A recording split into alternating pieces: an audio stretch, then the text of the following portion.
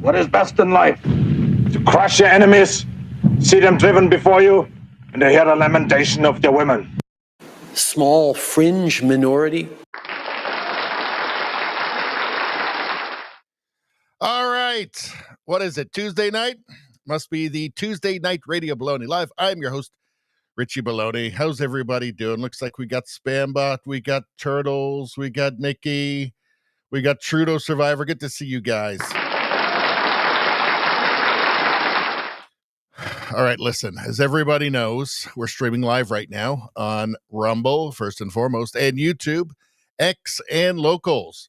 And when you like the stream, you get a free unit of Good Karma, Radio Baloney Good Karma, from me, Richie Baloney. And it can help you. Make your way safely through these troubled times that we live in. But when you get the first like the first, like 5 likes or something, I don't know, it's like a bunch, but like the first one, you get the most. You get like, it could be 10, it could be 5, it could be 4, it could be 2, but it's more than 1 Good Karmas. It's extra for being the early bird. So let's find out what's happening in the chat here. Spambot Fodder got the first like. I'm going to say we don't go as high as 10 except on the premium stream. So I'm going to go 6 times Good Karma. 6 times Good Karma for you, Spambot. That's a lot of Good Karma. All right. Mickey, how you doing? Good to see you. Number 3, well, that would be at 4 times quadruple Good Karma for you. Lucky you. All right. Anybody else? Candle Monkey, how you doing? Good to see you. All right. Trudeau Survivor says the New York City mayoral race is happening. Maybe we'll find out the winner during the stream. Maybe. It depends how late it goes. It could be like, a landslide for the global intifada commie, Zoran Mamdani, but I don't know. I guess we'll just have to find out. Spambot says Yukon has reduced the Liberals to 1 seat. Well, that's good news. We also had a Conservative resigning. Looks like he's going over to the Liberals from Nova Scotia. I'm going to call him a dirty commie scumbag. Let's see. Turtle says, how you doing, Turtles? Turtle says, second like. That is a 5 times Good Karma for you. 5 times Good Karma for you. In these troubled times, I'm sure that's going to come in handy. Says, let's fucking go, New York City. No commies. No commies. Commie gets nothing. I think commie's going to get something, though. I do think commie's going to get something, unfortunately, but I guess we'll have to find out. Let's see. Trudeau Survivor says, I'm looking forward to the dumpster fire of free bus rides and government-run grocery stores. Well, it's not just that they're free. They're also going to be faster somehow as well. So being communist makes them go faster. I'm not sure history would agree with that. Let's see. All right. Canada Monkey asks, is Carney still Prime Minister? Well, does Canada still suck? There's your answer. All right. So what are we talking about tonight? Well, we're going to, obviously, the budget dropped today in Canada, and it just, the generational damage will just keep getting passed down to further and further generations, and it'll just be worse and worse. And I really fear for young Canadians because I'm not sure enough of them really understand what's coming. Let's see. What do we got here? We'll talk briefly about a little bit about possible election stuff in Canada. I'm talking about there and some recent polling. We're going to talk about New York, obviously, and we're going to cover the election tonight as well. In a real time, we've got some stuff for the UK. It's kind of dystopian, but some very good news. Tommy Robinson was found not guilty. And, with a judge who criticized the prosecutors, said it was political. So that's very good news for the UK. We got some stuff on the Trump tariffs. The main stories are going to be New York City and the budget, though. But we've got some stuff. I mean, if we get to this stuff, we can always save it till Friday. Some woke mind virus stuff. Well, here's New York. Asking Zoran Mamdani voters their favorite socialist country. Guess what? They don't know. They don't know. They don't know anything. That's why they're voting for a commie. Cheryl Hines, this is RFK Jr.'s wife, talking about Trump here. I think you'll enjoy that.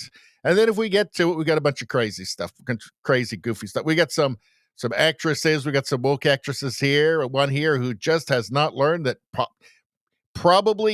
it's probably best for Rachel Zegler to not say words that other people haven't written in public anyway. And then you got this one here who, what's her name? Lawrence. Jennifer Lawrence, who I like. I think she's good. I think she's a good actress, but she did dip her toes into the whole letting the world know what she thinks thing. It's a big mistake for celebrities. Big mistake. People don't like it, and they end up making themselves look dumb. And it sounds like she has decided to take her toes out of the water and just read the lines that other people have written for her, which is a wise decision. Wise decision indeed. So will we even get to this stuff? I don't know. There's lots of crazy stuff in here. Look at Elon, all kinds of crazy stuff. It's bananas. Shall we take a look right now before we get on to anything else? Let's take a look at Fox Live now. So Spamburger, I know her name is Spanburger, but I call her Spamburger. Spam, because when they're all commies in Virginia, they'll all be eating spam for every meal. So she won, and how can anybody vote for? I don't understand how anybody can vote left anymore. They're just crazy. They were covering that for a long time. There was no coverage of New York, but I want to see if they're getting any New York stuff in here now. You'd think they would be.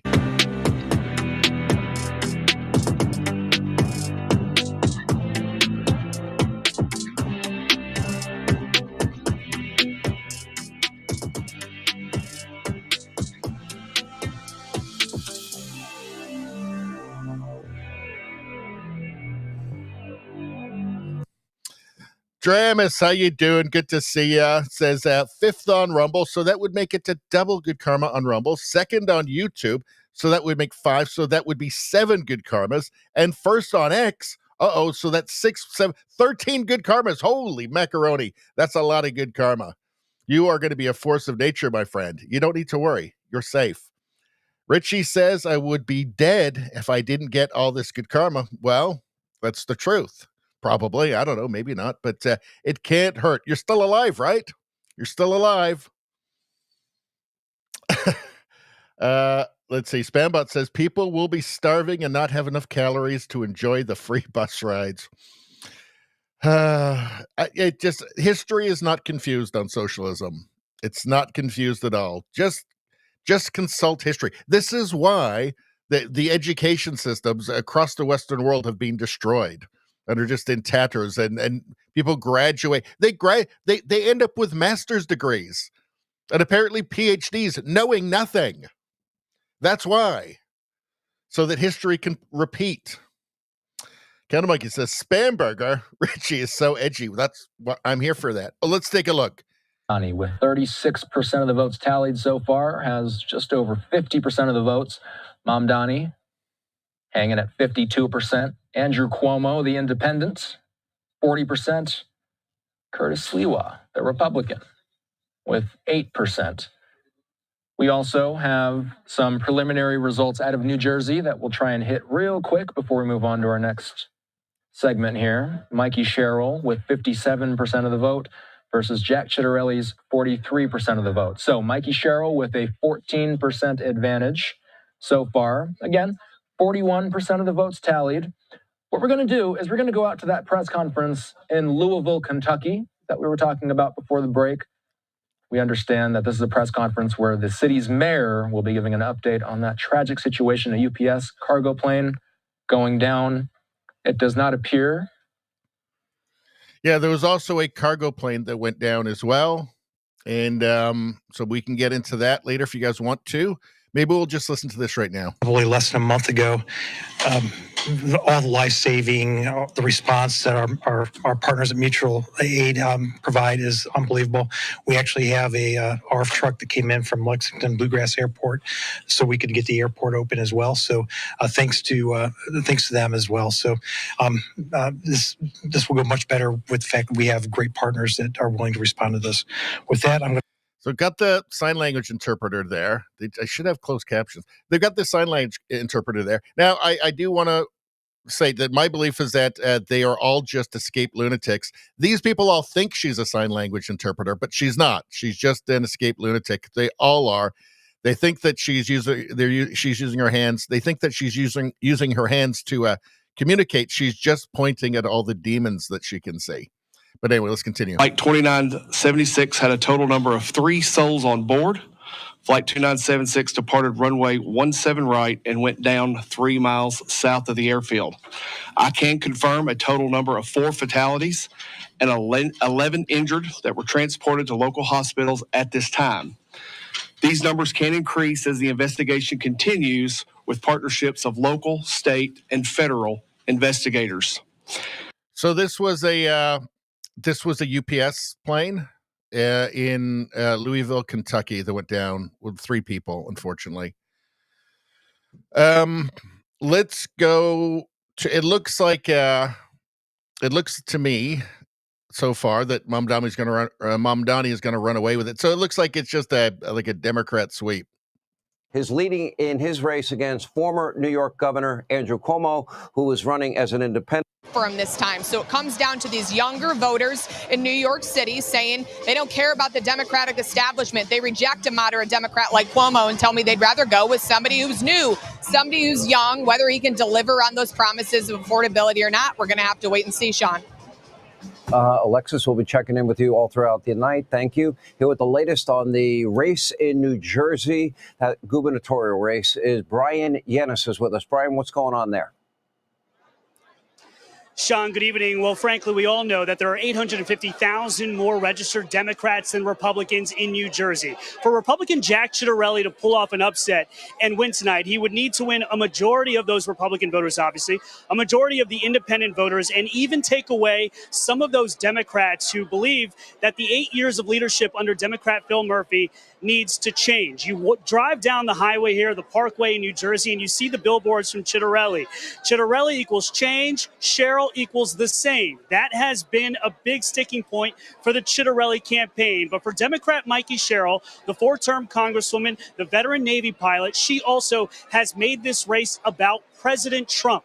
President Trump endorsed Ciattarelli. Ciattarelli gave President Trump an A grade. And if you talk to the Ciattarelli campaign, they welcomed President Trump's entrance into this race. They used a lot of that momentum to help knock on doors and raise money. And they believe that I think that people are dumb.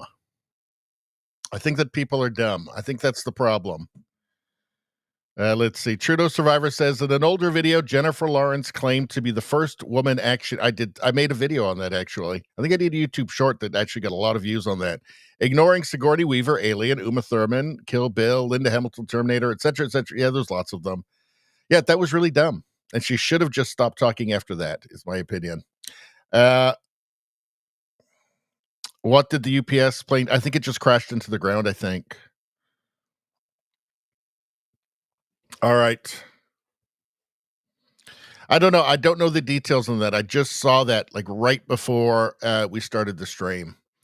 I think let's go here for a second. What is the live updates? 5 new live updates. So what's going on? Well, let's see.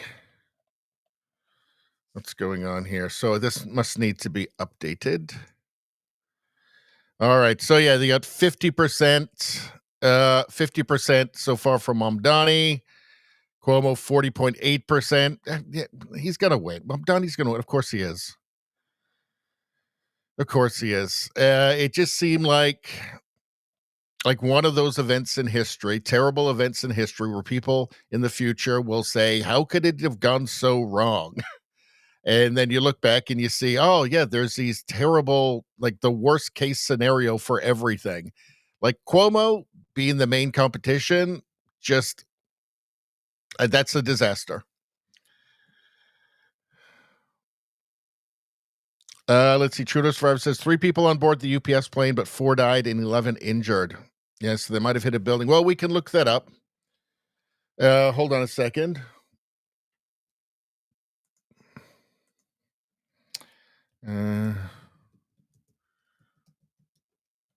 Hold on. Okay. We'll go to CNN. Let's see. So there is yeah, nobody was walking away from that, I don't think. Freight plane crashed shortly after taking off from the Louisville airport, leaving a fiery trail of destruction through businesses and roads where a massive plume of thick black smoke now stretches for miles.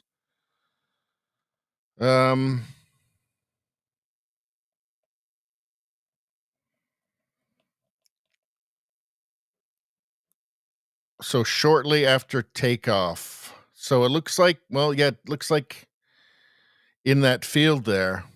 So I don't know. But we'll keep an eye on that. Let's go back to here again. Hold on.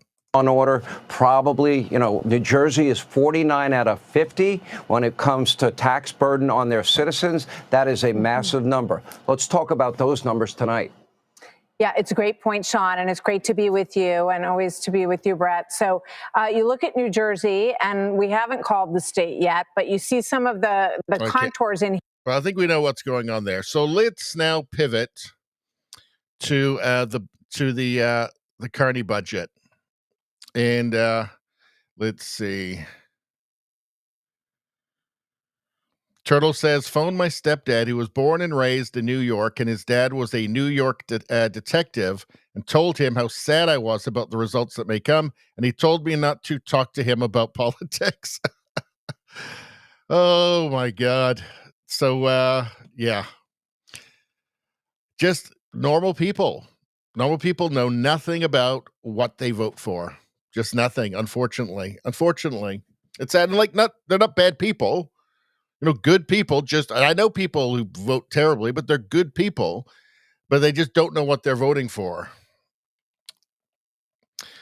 Let's see. So, what's in Carney's budget? Well, first we'll get to the actual numbers here. So, hold on. I actually have. Hold on. I want to actually bring up the document itself. And I have it in here somewhere. Hold on. Where was it? All right, hold on.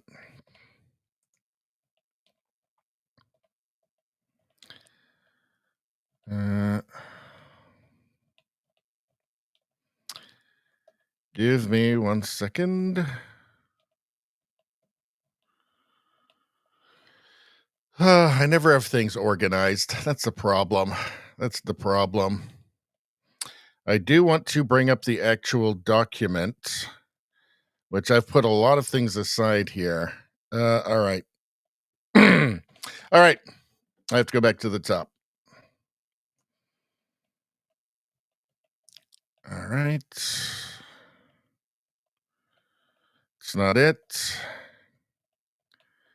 That's not it. That's not it. That's not it. What was this one? Nope, that's not it. Don't think it's too deep in here. Hold on. I think it was at the bottom of this one. Hold on. Nope. Okay. Is it in here? Nope. Sorry, guys. This is terrible. Terrible. Oh, what is wrong with me?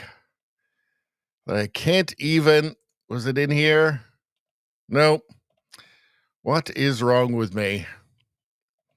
I just want to get the actual damn document here. Why can't I bloody well find it? I know I have it. I know I have it. Why can't I find it now? What's going on here? Nope. Nope.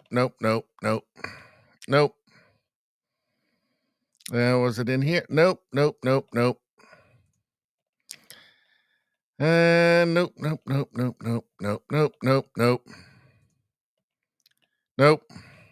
Nope. You guys just talk amongst yourselves. All right, hold on. I gotta go. I had it right there. All right. Just talk amongst yourselves. Just catch up. I mean, have you guys caught up yet today? What everybody had for lunch? What's your document? All right.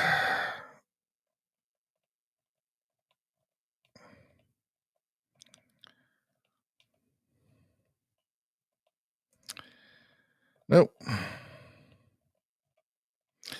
All right, screw it. Oh, is it in here? No. All right. Well, this is the only part that really matters. Okay, here we go. So, budget 2025 projected deficits. So, this is 25, 26, 26, 27, 27, 28, 28, 29, 29, 30. So, for this one, $78 billion deficit. So, spending $78 billion more than the government is bringing in as revenue. $65 billion for the next one, $64 billion for the next one, $58 billion, and then $57 billion 2029, 2030. This is insane. This is completely insane. This is vastly more than even Justin Trudeau was going to spend. And I mean, that's just what they're telling us. I'm going to go ahead and guess it's going to actually be more. Right? So you have here the day-to-day operating deficit. Then you have the capital investment. It's all just spending. This is all just spending. This is all just money that the government will have to borrow, which will be a burden on every Canadian and their children and their grandchildren. So with our $1.3 trillion debt right now, to service that, by the way, we are spending over $1 billion a week just for the interest on the debt. That's not the debt. That's just the interest on the debt. That's more than the government gives in transfer payments for healthcare to the provinces. So this is not going to help with that. This is not going to help with inflation, and extracting every bit of wealth from Canada and maxing out the national credit card to subsidize a bunch of green boondoggles is not going to help either. So, yeah, Canada's in trouble. It's not looking good. And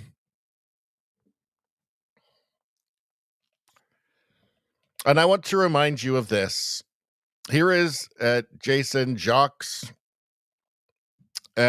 who is the parliamentary budget officer, the interim parliamentary budget officer. And this is the kind of things he's been saying. This was leading up to the budget.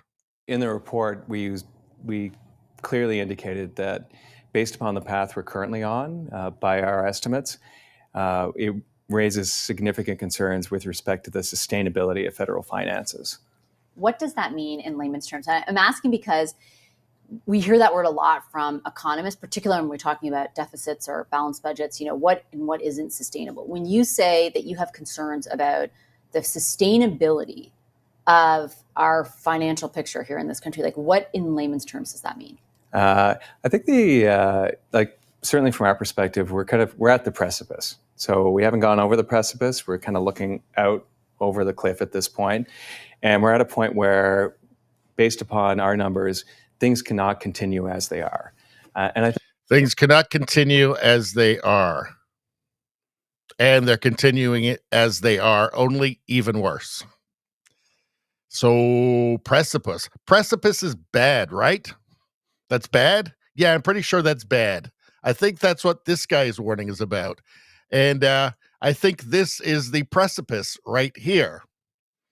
So, Yeah, not a lot of great news for Canada here.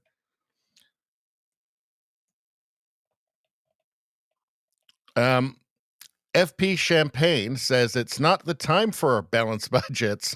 This is what we've been hearing for 10 years. You know, the budget will balance itself. Let's see. And has tabled a budget that comes with a 78 billion deficit. This is not generational investment. It's generational debt. Yes. Carney's budget makes Trudeau look fiscally responsible. That is from Government Corrupt there. And yeah, let's take a listen. Now, I noticed that for the last 10 years, liberals like this guy just keep getting up in Parliament and telling us everything's great and their plans are awesome and totally going to work, but then they never do for some reason. Anyway, let's hear it this time. The budget I present today comes at a time of profound change, a time to build. The world is undergoing a series of fundamental shifts at a speed, scale, and scope not seen since the fall of the Berlin Wall. And so that's why your great grandchildren have to be under crushing debt. That's why your great great grandchildren will have to live in debt poverty because Berlin Wall or something. All the Canadian economy has held steady. Forecasters now expect modest GDP growth of just above 1%. The Canadian economy has held steady, according to him. Isn't that interesting? Isn't that interesting? Huh? And in 2025, trading partner fundamentally reshapes all of its trading relationship. There are two responses, Mr. Speaker. You can slash the deficit, hope for the best, wait for the uncertainty to unexpectedly disappear, and see if it trickles down, ever comes. That approach. Or you could be like Mark Carney, which is just pilfer the country, right? Leave office a much wealthier man, and then, well, I guess that's it. But don't, forget that. We should just trust the most incompetent elf in Santa's workshop here. To balance the budget this year would have to eliminate vital social programs and all the capital investments needed for Canada's future. We chose a different path, Mr. Speaker. Do you know what? Like, the Conservatives weren't even going to try and balance the budget, okay? They're going to bring down the deficit, though. Bring it down to something manageable, right? So we weren't just piling on totally, just truly unmanageable debt. But here we get this. There we go. This is that responsible leadership. This is that what we get from the economic genius, Mark Carney. And none of this is actually going to do anything. None of this is actually going to build Canada's economy because all of the same problems that make Canada uncompetitive still exist. And yeah, making oil more expensive, for instance, making everything Canada does more expensive through like industrial carbon taxes, that actually doesn't make you more competitive. Weird. It's weird. Carney says it does, but then that doesn't make any sense.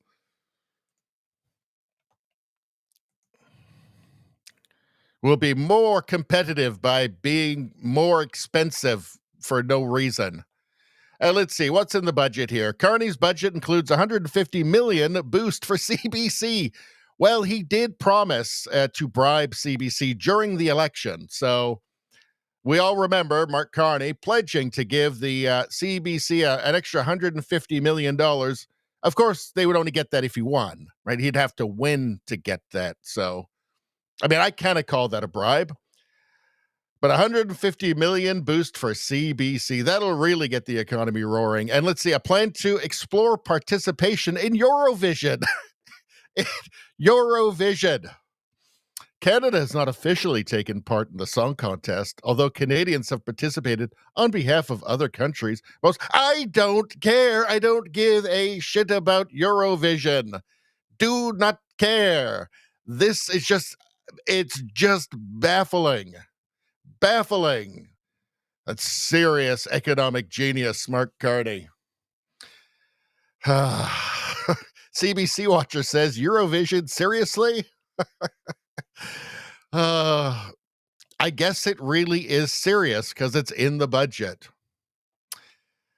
La, la, la, la. So anyway, this isn't going over super well. Bloc leader Blanchette says his party will not be voting for the Carney Liberal budget. I didn't expect that. They did put in a bunch of poison pills into it that weren't accepted. Let's take a look. I hardly see how, after having met with our caucus tonight, we could vote in favor of this budget. Those $78 billion of deficit, whatever tricks they want to invent, there's nothing of what we did ask in the budget. And I must tell you that what the Bloc Québécois asked in order to maybe support the budget about elders, about healthcare transfers, about what we did ask, but one thing that was not given to Quebecers and given to everybody else would have been good for all Canadians, not only Quebecers. Still, the answer is no. This is a red conservative budget, which Mr. Harper might have signed. And there's nothing for Quebecers in there, absolutely nothing. We did ask what was basically the object of a large consensus within the population of Quebec. And the answer from a Quebecer, Mr. Champagne, is blunt, no. I think Blanchette despises Carney, despises him. Now, they did make a bunch of demands that I guess you could see them as poison pill demands that weren't going to be accepted. But yeah, I don't think there was much expectation that the Bloc was going to support it. Let's go to Pierre Poilievre and let's see what he has to say about it. Let's see. Where is he? Where are you, Pierre Poilievre? Where are you? I can't find you and I need you most. Let's see. We're not going to do this again. Back up to the top. Refresh. Okay.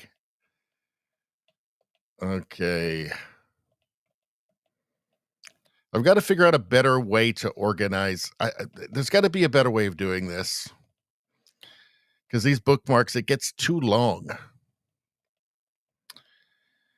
Let's see. I know that I have Pierre. Here we go. Okay. From Cat Canada, she posted this. Poilievre slams Carney for breaking every single promise the Prime Minister made just 7 months ago. Let's take a look. He says Conservatives will not be supporting this budget. That's expected. Liberals have introduced the most costly and largest budget deficit in history outside of COVID. The cost of this Liberal budget will drive up the cost of food, housing, and everything else that Canadians buy. And the Prime Minister has broken every single promise he made just 7 short months ago. He promised a $62 billion deficit. He delivered nearly an $80 billion deficit, $16 billion bigger than he promised and twice the size that his predecessor left behind. He promised to lower the debt to GDP ratio. He raised it, and inflation along with it. He promised to spend less. He's spending $90 billion more, costing $5,400 per family in Canada. And that $90 billion, to the Prime Minister's heckles, is above and beyond the promised $16 billion that he says he will one day find. And if he doesn't find them, it will be over $100 billion in brand new spending to respond to the Prime Minister's heckles, Mr. Speaker. He also promised that he would invest more. His own budget document lays out a graph showing that every quarter of this year will see private sector business investment collapse. This costly budget forces Canadians to spend more on debt interest than on healthcare transfers. More than the government collects in GST. That means every dollar the Canadians pay in GST will go to bankers and bondholders instead of to doctors and nurses, all while he raises the industrial carbon tax on farm equipment and fertilizer and therefore food, on steel, concrete, and other industrial projects needed to build homes, a big tax increases on homes and food. It's all just crazy. I mean, we could have elected Pierre and we could have just slashed regulation, slashed taxes and made Canada a profitable place to do business. If you make your country a good place to do business where you could make money, investment will flood in. It'll just do it naturally. You won't need to subsidize anything, right? They'll willingly show up and say, yes, this is a place we can do business now. But we haven't done that. We have not done that. And I want to show you this. Okay, so here is the parliamentary budget officer again. First, I want to go back to here. Do you see that? Do you see this? The precipice. We're calling this the precipice here. This is the precipice that we've been warned about. Let's go back here. It should be very alarming, right? These are, I don't know. Actually, hold on. I don't want to show you this one. I want to show you a different one with him. Well, it's the same one, just without the music. Here we go. This is the one that I want. Okay. Stupefying, shocking, right? This is not like it's not a funny fiscal outlook. The public debt charges is $53.6 billion, and that projection is going to increase in 2030 to 82. How long has the sound been gone? Because I accidentally pressed the wrong button on the soundboard. Okay. Let's go back. Stupefying, shocking, right? This is not like it's not a funny fiscal outlook. The public debt charges is $53.6 billion, and that projection is going to increase in 2030 to $82.4 billion. So, Canada has some major problems. I want to... All right. CBC Watcher. Budget deficit is $78.3 billion this year. It's going to be 65. Okay. But what I want to show you is, where is it? Where is it? Okay.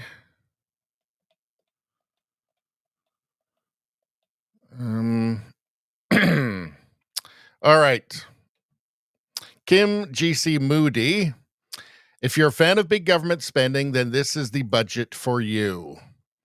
In addition, if you believe huge government intervention into the economy is necessary and good, well, you've got a budget of your dreams. This is a quick summary here from him and his colleagues at Moody's Tax. So here's a quick summary. If you want to play a drinking game by taking a shot of alcohol for every time the budget mentions the word invest and the vacuous phrase spend less to invest more, you will be on the floor very quickly and likely only to get through less than 10% of the 493-page budget document, not including the Notice of Ways and Means motion.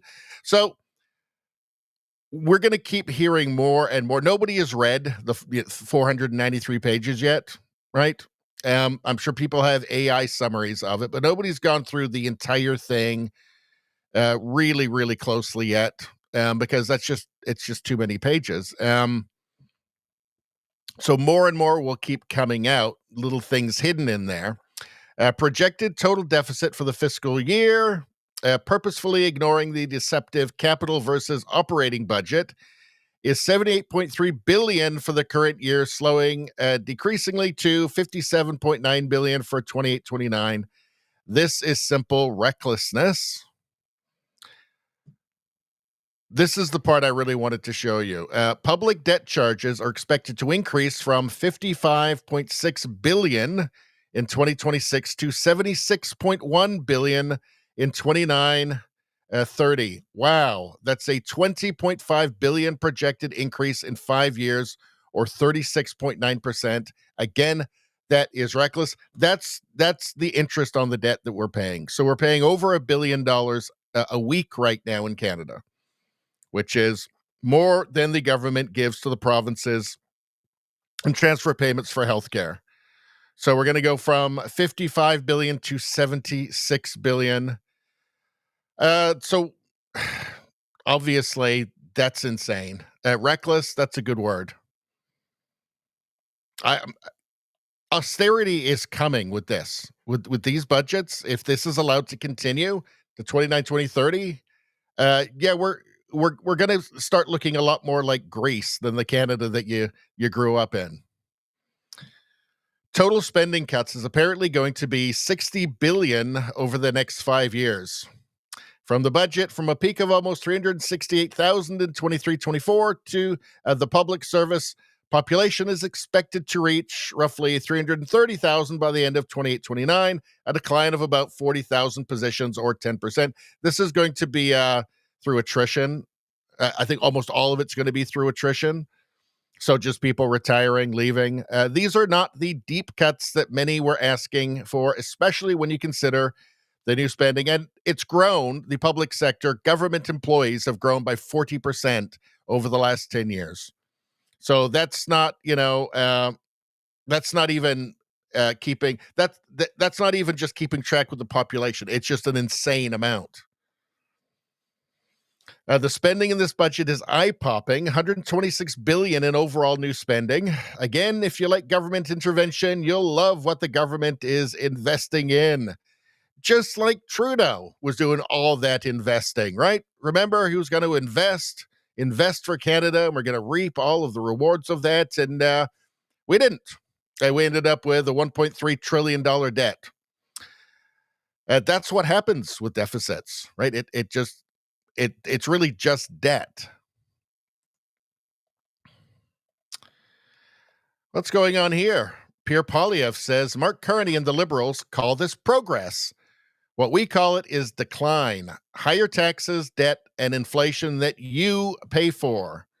So they're going to have to borrow money, right? They're going to have to borrow money. That's going to be inflation. How much more will they ask Canadians to sacrifice in this costly Liberal budget? Everything.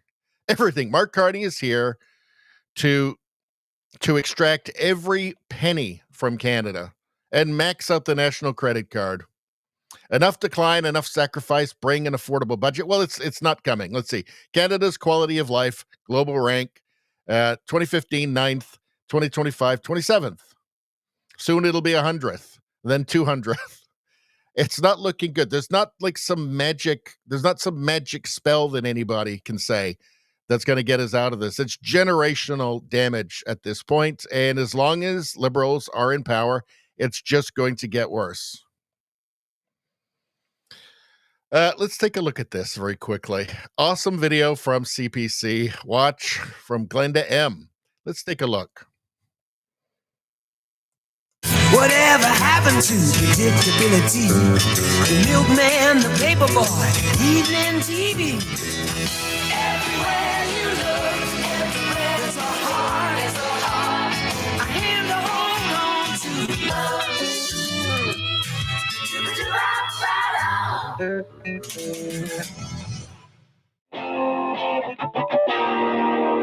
Why is the only Liberal plan to spend? Mr. Speaker, the Liberal plan is to invest.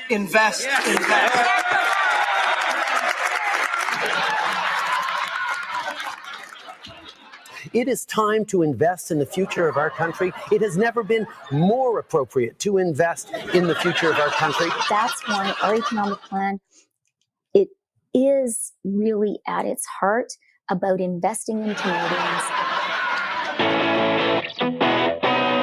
That's what we're proposing to Canadian, generational investment in our future, Madam Speaker. We're not spending that amount of money, we're investing that amount of money.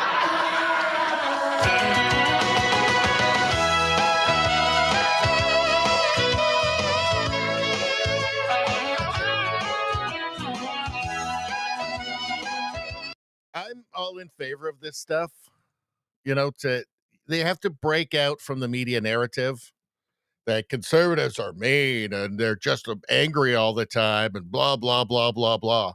And that's the constant drip, drip, drip framing from the mainstream media in Canada. They need to break out from that.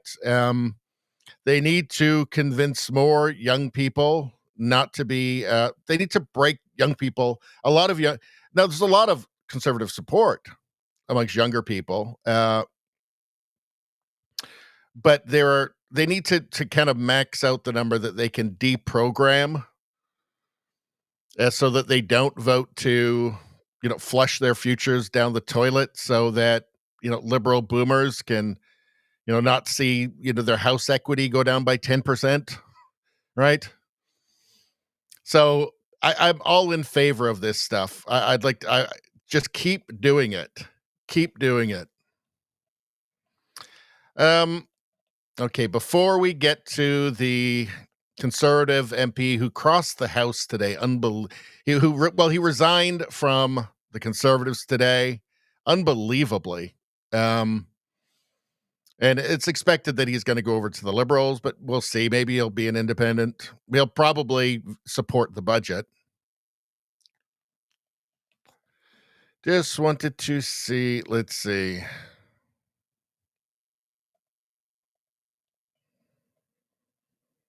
Let's see. Let's see. From Marty up north, he says, this is scary. Ottawa is set to borrow $594 billion in 26-27. 75% of the total borrowings will be used to refinance maturing debt. We're borrowing money to pay off credit cards. But Chrystia Freeland said that it was free money. So it turned out it wasn't free after all? Oh, man. 75% of the borrowings will be used to refinance maturing debt. $594 billion. So there you go. House of cards, folks. House of cards. Elbows up, everybody. $78.3 billion deficit. It's just crazy. It's hard to believe this is what Canada has fallen to. Oh, yeah. Let's see. So in some of their cuts that they've made, the operational spending, right, which doesn't help if you're still running a $78 billion deficit, right? That's just that they are saving some money on some things, but probably some things that are good so that they can just be given away in, to one of these crony companies so that it can be given away to whoever's doing, a carbon capture or something, something that can only exist with government subsidies that Mark Carney loves.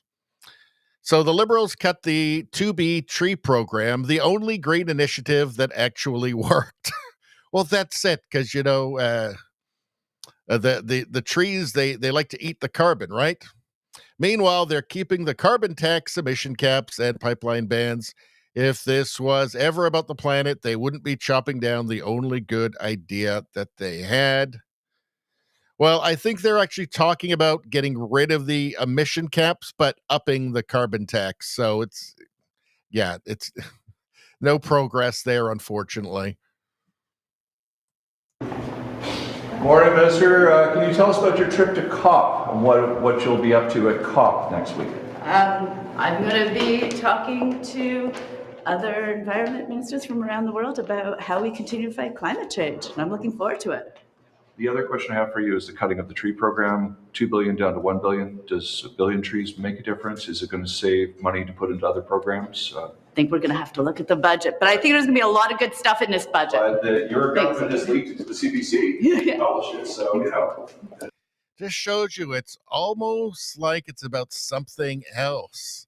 Something else. Mark Carney needs that money to go somewhere else. Huh. So interesting. So interesting. It's almost like the whole thing's just a big fraud. Let's see. All right. What did he say again? What did the parliamentary budget officer say again? About our outlook if things stay the same? Stupefying, shocking, right? This is not like it's not it's not a funny fiscal outlook. The public, not a funny fiscal outlook. Weird thing is, the Liberals don't even seem that serious. They don't even seem that serious. Oh yeah. Hold on one second though. First, I want to go down here. We're at the precipice. Let's remember that we're at the precipice. In the report, we clearly indicated that based upon the path we're currently on, by our estimates, it raises significant concerns with respect to the sustainability of federal finances. What does that mean in layman's terms? I'm asking because we hear that word a lot from economists, particularly when we're talking about deficits or balanced budgets, what and what isn't sustainable. When you say that you have concerns about the sustainability of our financial picture here in this country, like what in layman's terms does that mean? I think certainly from our perspective, we're at the precipice. So we haven't gone over the precipice. We're kind of looking out over the cliff at this point. And we're at a point where, based upon our numbers, things cannot continue as they are. And I think so. Things cannot continue as they are, and this is things continuing as they are, only worse. So this, my friends, is the precipice. I guess that will fall off this one here, this bar here, and then that will just be the end of Canada. We'll just splinter and we'll be bought up by China and the US, and that'll just be it. That'll be the end of Canada. It's really, look, Canada is doing this to itself. We had an opportunity to not do this, and we didn't. And to add insult to injury, Dominion Society of Canada posted this. Carney's budget also includes expenditures to streamline asylum claimants. Just what we need. Just what we need when we're going broke and we can't pay for ourselves, never mind anybody else.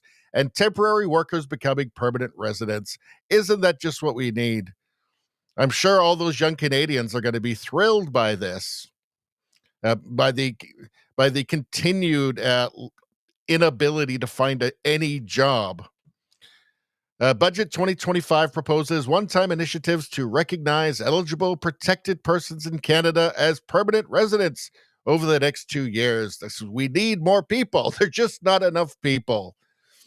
This practical step is a reflection of the fact that the vast majority of these people cannot return to the country of their origin. Can they? Can they not really? Are you sure they can't?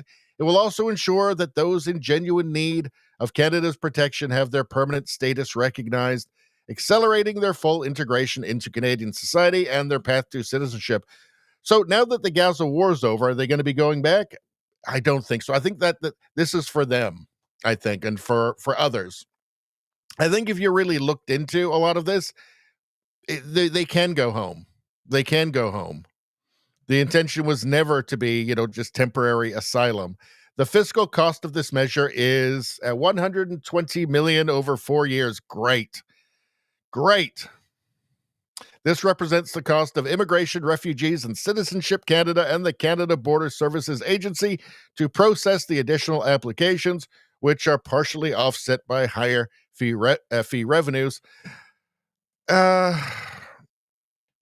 Accelerate the transition of up to 33,000 work permit holders to permanent residency in 2026 and 2027, because Canada doesn't have enough problems. Canadians don't have enough problems finding work. It's all madness. It's all just total insanity. They don't care about you. I don't think that they even like you very much. I think that might be the problem. I mean, this is just crazy. And one thing that we don't talk about enough is with AI is going to be automating so many jobs, right? Like,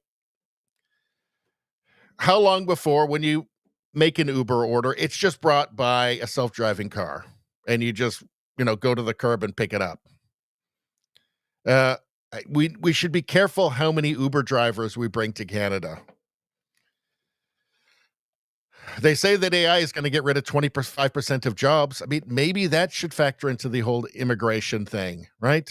but of course not. Of course not. That would be right wing.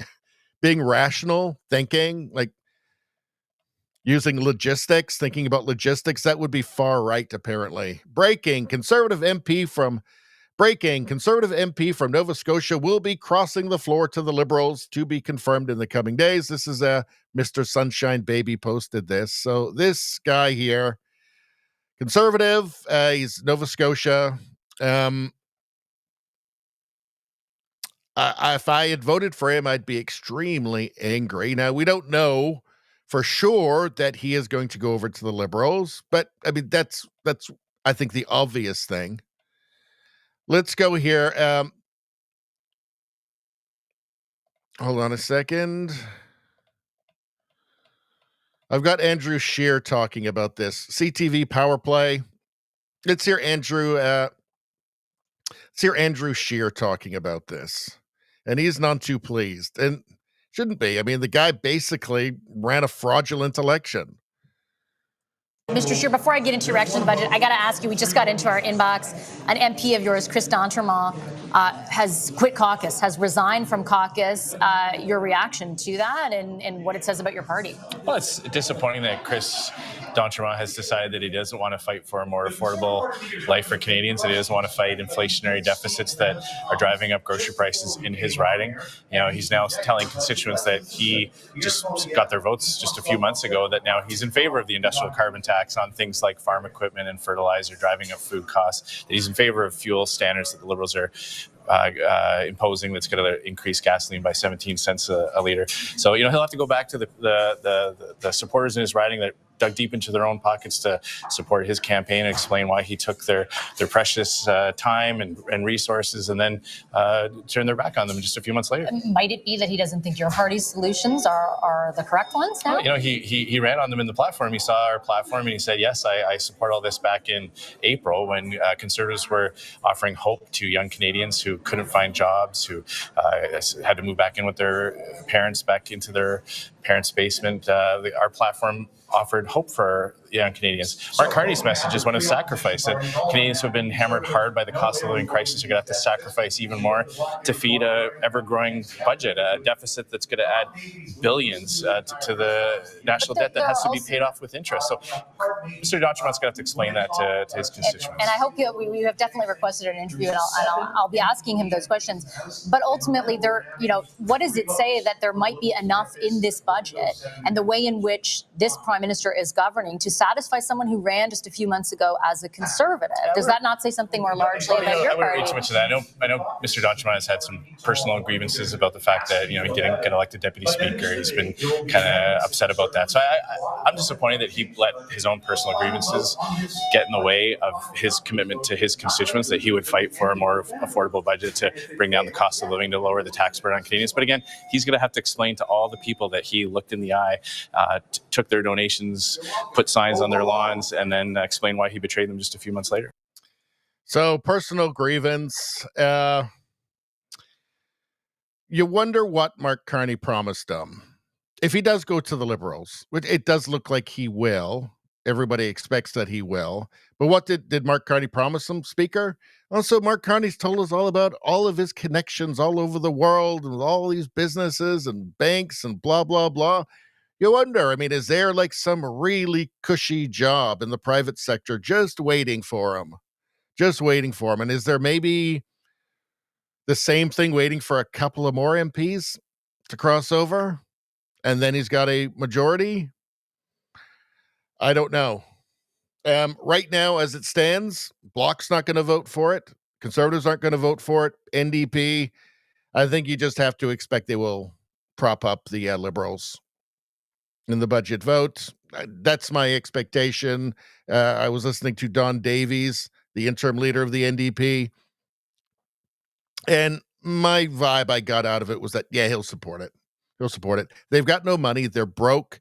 And they have a leadership race coming up in March. They're going to select a new leader. I'm guessing a tree with a face painted on it. So I think it's going to go through. But again, you have to wonder, maybe there's a couple more.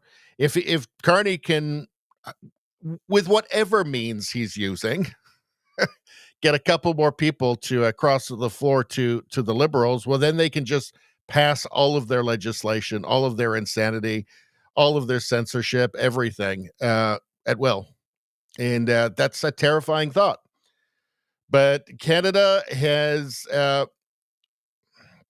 well, it's been just a continuous disappointment for a decade. So why expect that to change? All right.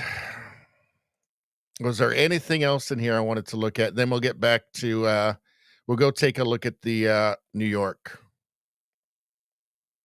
All right. Yeah, I think that's it. Let's go here quickly and just take a peek. Oh, no, we don't care about this. Let's go and take a look. Where do I want to be? All right, let's refresh this. And then I'm going to get to the chat. So it's not giving us what share of the vote here. 50.4, 41.5 Cuomo. Oh, so it looks like he just won. So they've got the check there. So he's won. So New York has got a commie. Here, and it's exactly what you're talking about. It does make you wonder, Sean, because we've talked a lot. Let's refresh it. Oh, it's not letting me. All right. Well, let's go back here. Why would it be showing this? The New York thing is way more interesting. All right. Let's go to just. All right. Can we watch that? Will they let us watch it?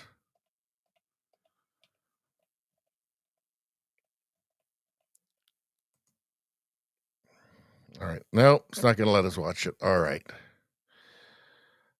Full results.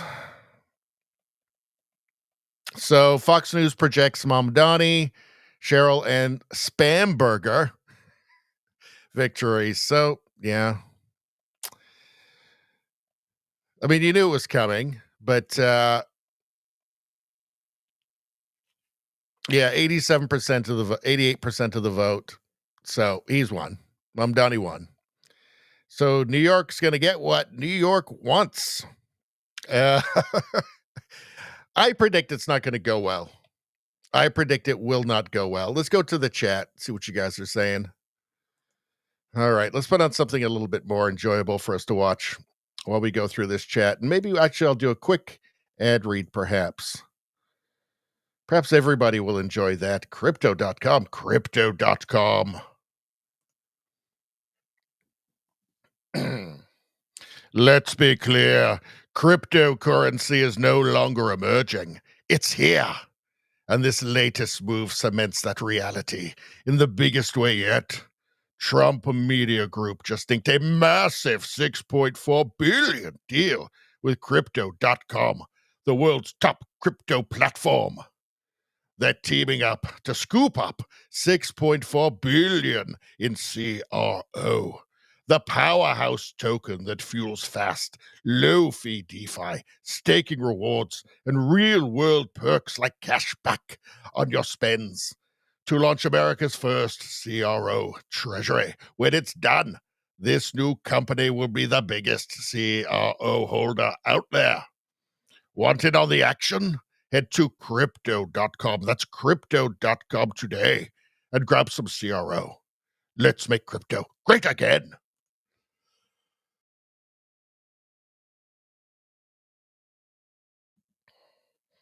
Well, I had to cough after that one. That crypto ad's a little rough on my throat, but it's a beautiful ad, big, beautiful ad. Everybody loves that ad. Everybody loves that ad. Hey, look, if you're not subscribed to the channel, subscribe right now. It's super important. Also, like the stream. Get that free good karma right now. Like the stream. I heard some guys didn't like it, and they died. Really bad scene. I don't want that on my conscience. All right. All right, let's go through the chat. What's going on now?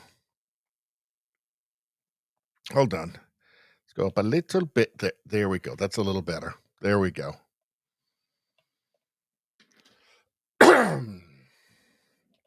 Actually, I'm going to go down to the last bit of chat See what you guys are saying. Rosie says, creepy crypto voice is back. No commie hate, 8 out of 10. I told you guys, I have to stick to the script with the crypto one. They won't let me improvise, but still, 8 out of 10 is the most you can get out of 10, so pretty good still. Let's see. Rosie says, New Jersey governor race is huge and lost to D. People never learn. Let's see. Trudeau Survivor says, amazing for an MP to see the Carney train wreck in action and say, yes, let me on that train. Well, he's maybe looking at the Ecos polls, which I would not advise. But also, I think Carney's offered him something. Maybe he wants to be speaker, right? So maybe he offered him speaker. Maybe. I mean, Carney knows 1,000 companies. He knows the CEOs of 1,000 companies. Is somebody going to do him a favor and hire this guy on for some huge salary to do nothing? After, maybe he leaves, after he leaves, after he just stops being an MP, doesn't run again next time, but he's done his job and he gets some nice cushy job somewhere. I feel like Mark Carney is probably pretty corrupt, right?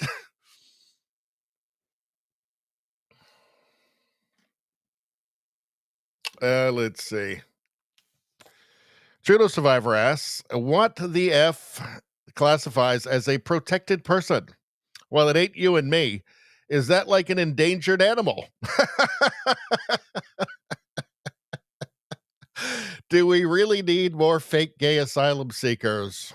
Probably not. Let's see.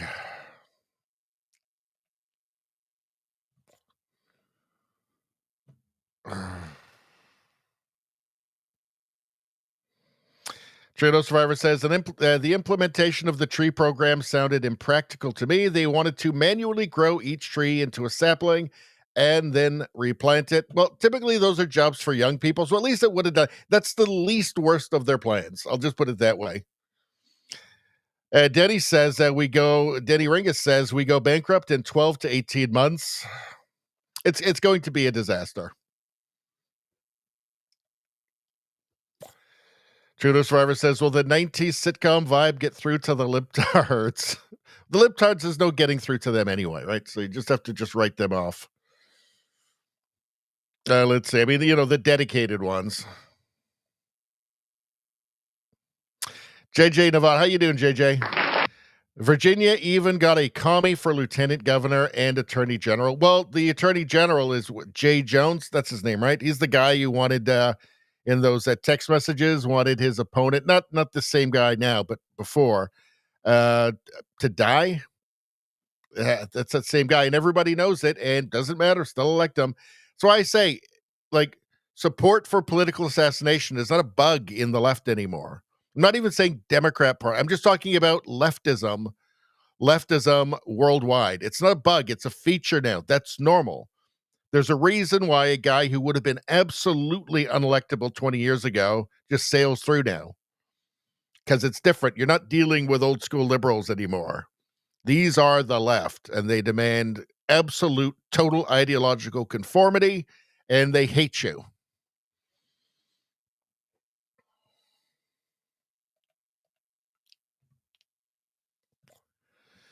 Nevada says Virginia and New Jersey now have commie governors. New York City has a new commie mayor, a dirty, filthy commie. And he's going to get everything, unfortunately. He is going to really wreck that city. Let's see. Spambot says Quebec should get to 0 in transfer payments, and they will once Alberta exits. The longer that the Liberals are in power, the closer it brings Alberta to independence. And I know a lot of people in the East just write it off. They laugh it off. They're fools to do that. I'm not saying it's a guarantee. I'm saying it's absolutely possible. Absolutely possible. Quebec almost did. It was razor thin. I don't know why they think it's so crazy. It's not. And it's not like they'll have to come up with new laws to do it or redo the Constitution. No, like it is doable, legally doable.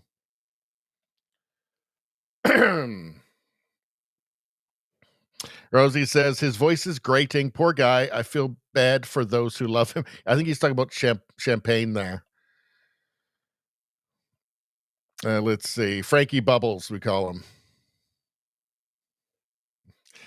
Let's see. Somebody's crying. Trudeau survivor says your tears qualify you to be the top general in Canada. We showed that. Was it last night or Sunday night? I think it was Sunday night. Canada's. Oh my God. Oh my. Jenny Carrinon, top general in Canada, weeping her eyes out in front of a camera, apologizing for all of the racisms and things that they discovered. If you hire somebody to find racisms and misogynies, they're going to find it. If somebody's livelihood depends on them finding anything, they're going to find that thing. If your job is to find waste in a company, right? You hire somebody to find waste, they better find some waste, right? And they're going to. And it's not like there's never been any incidents in the middle. Of course. But the job of the woke is to make it seem like that's all it is. The military is just that. And the military was just had an internal genocide or something, or transgenocide or something like that. And that's all it's ever been about. And it's evil. And we need lesbians to be the top generals so that they can cry in front of the camera and virtue signal.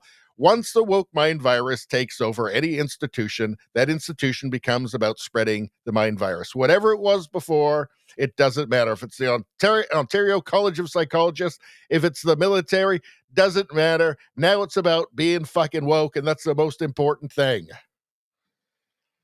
Just shameful. Rosie says, I think I was 8. You're talking about the likes? That is a 1.25 good karmas for you.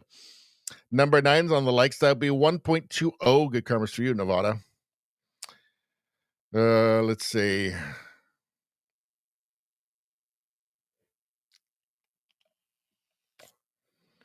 All right, let me skip down to the bottom again. I did ignore the chat for a little while. I had to while I was doing the news. I'm sorry, guys. You know that. Let's see. Canuck Six Stringer says, I like Sydney's necklace. Well, that is nice.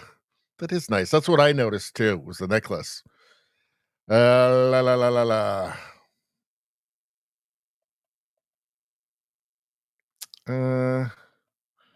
What's going on?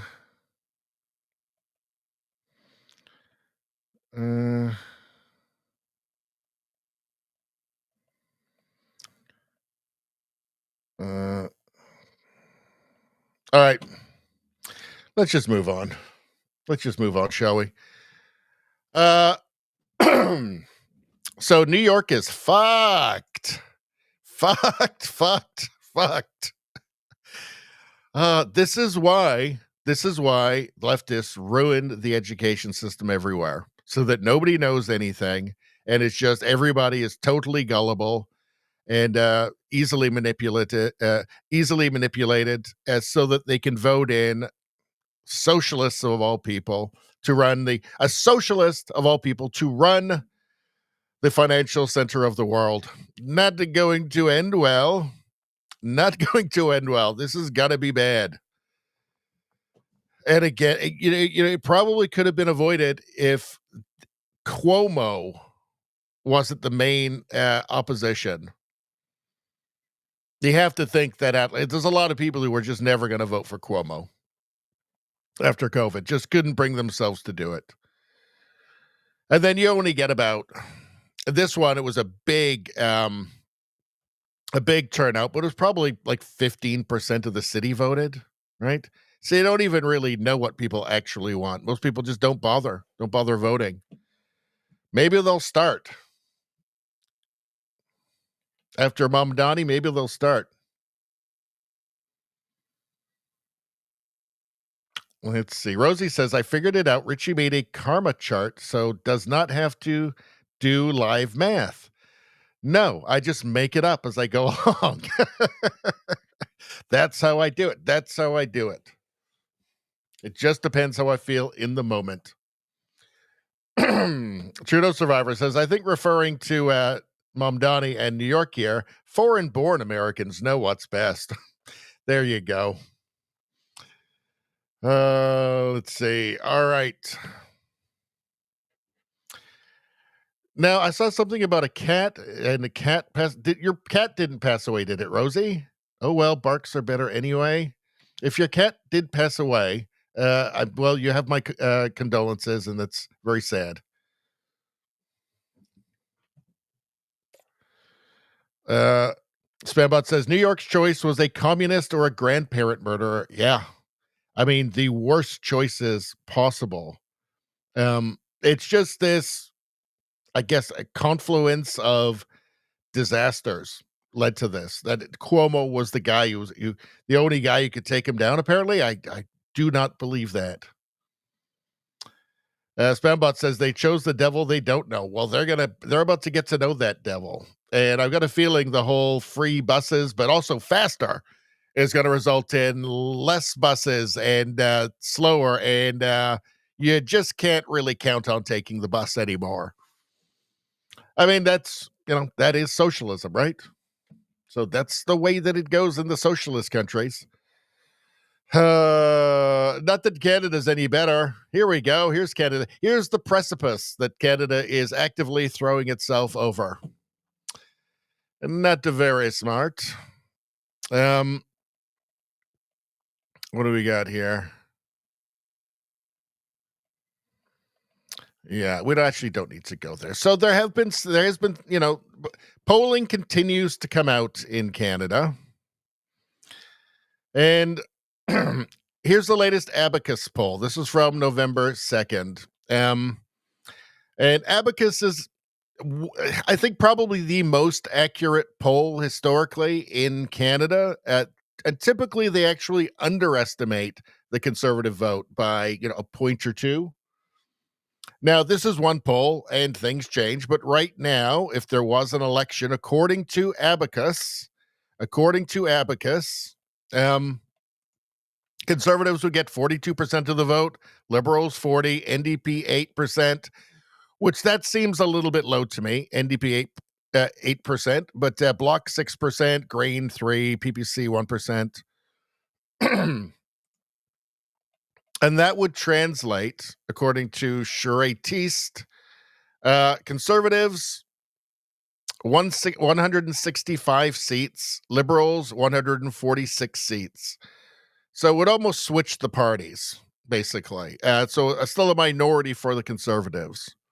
So I think if the Liberals really do want an election, I think there might be some hubris at play.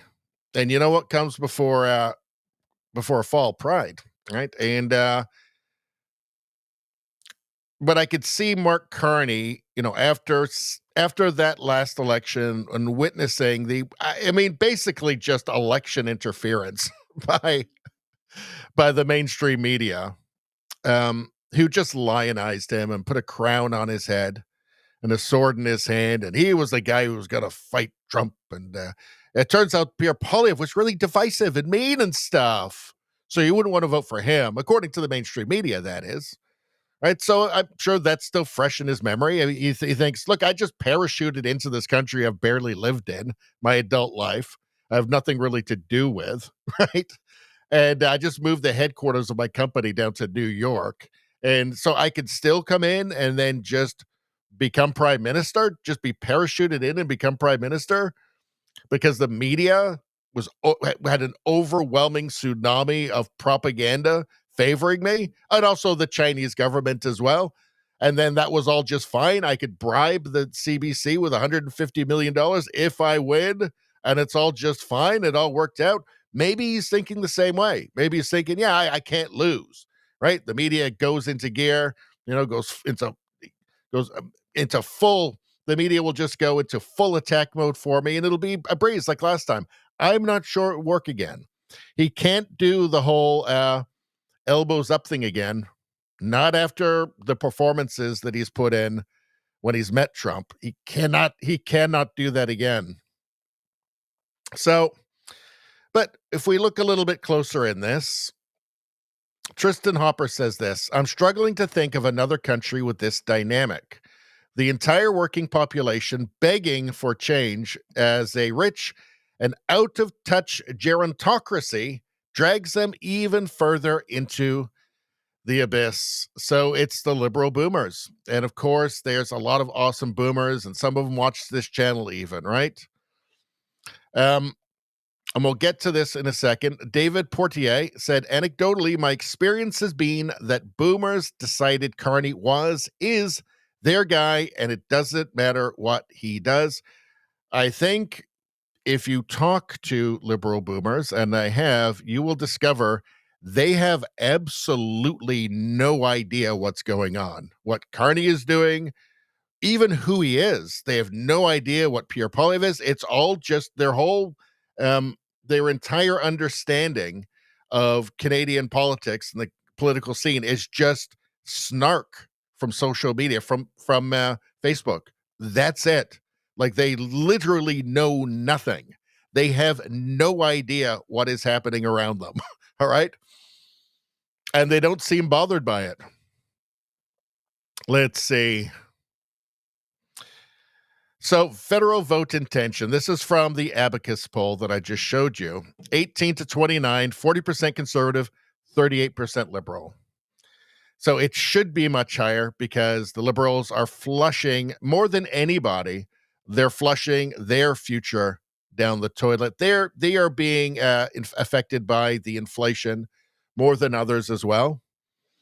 They should be higher than 40% conservative, but at least that's, encouraging. 30 to 44, 45% to 36%.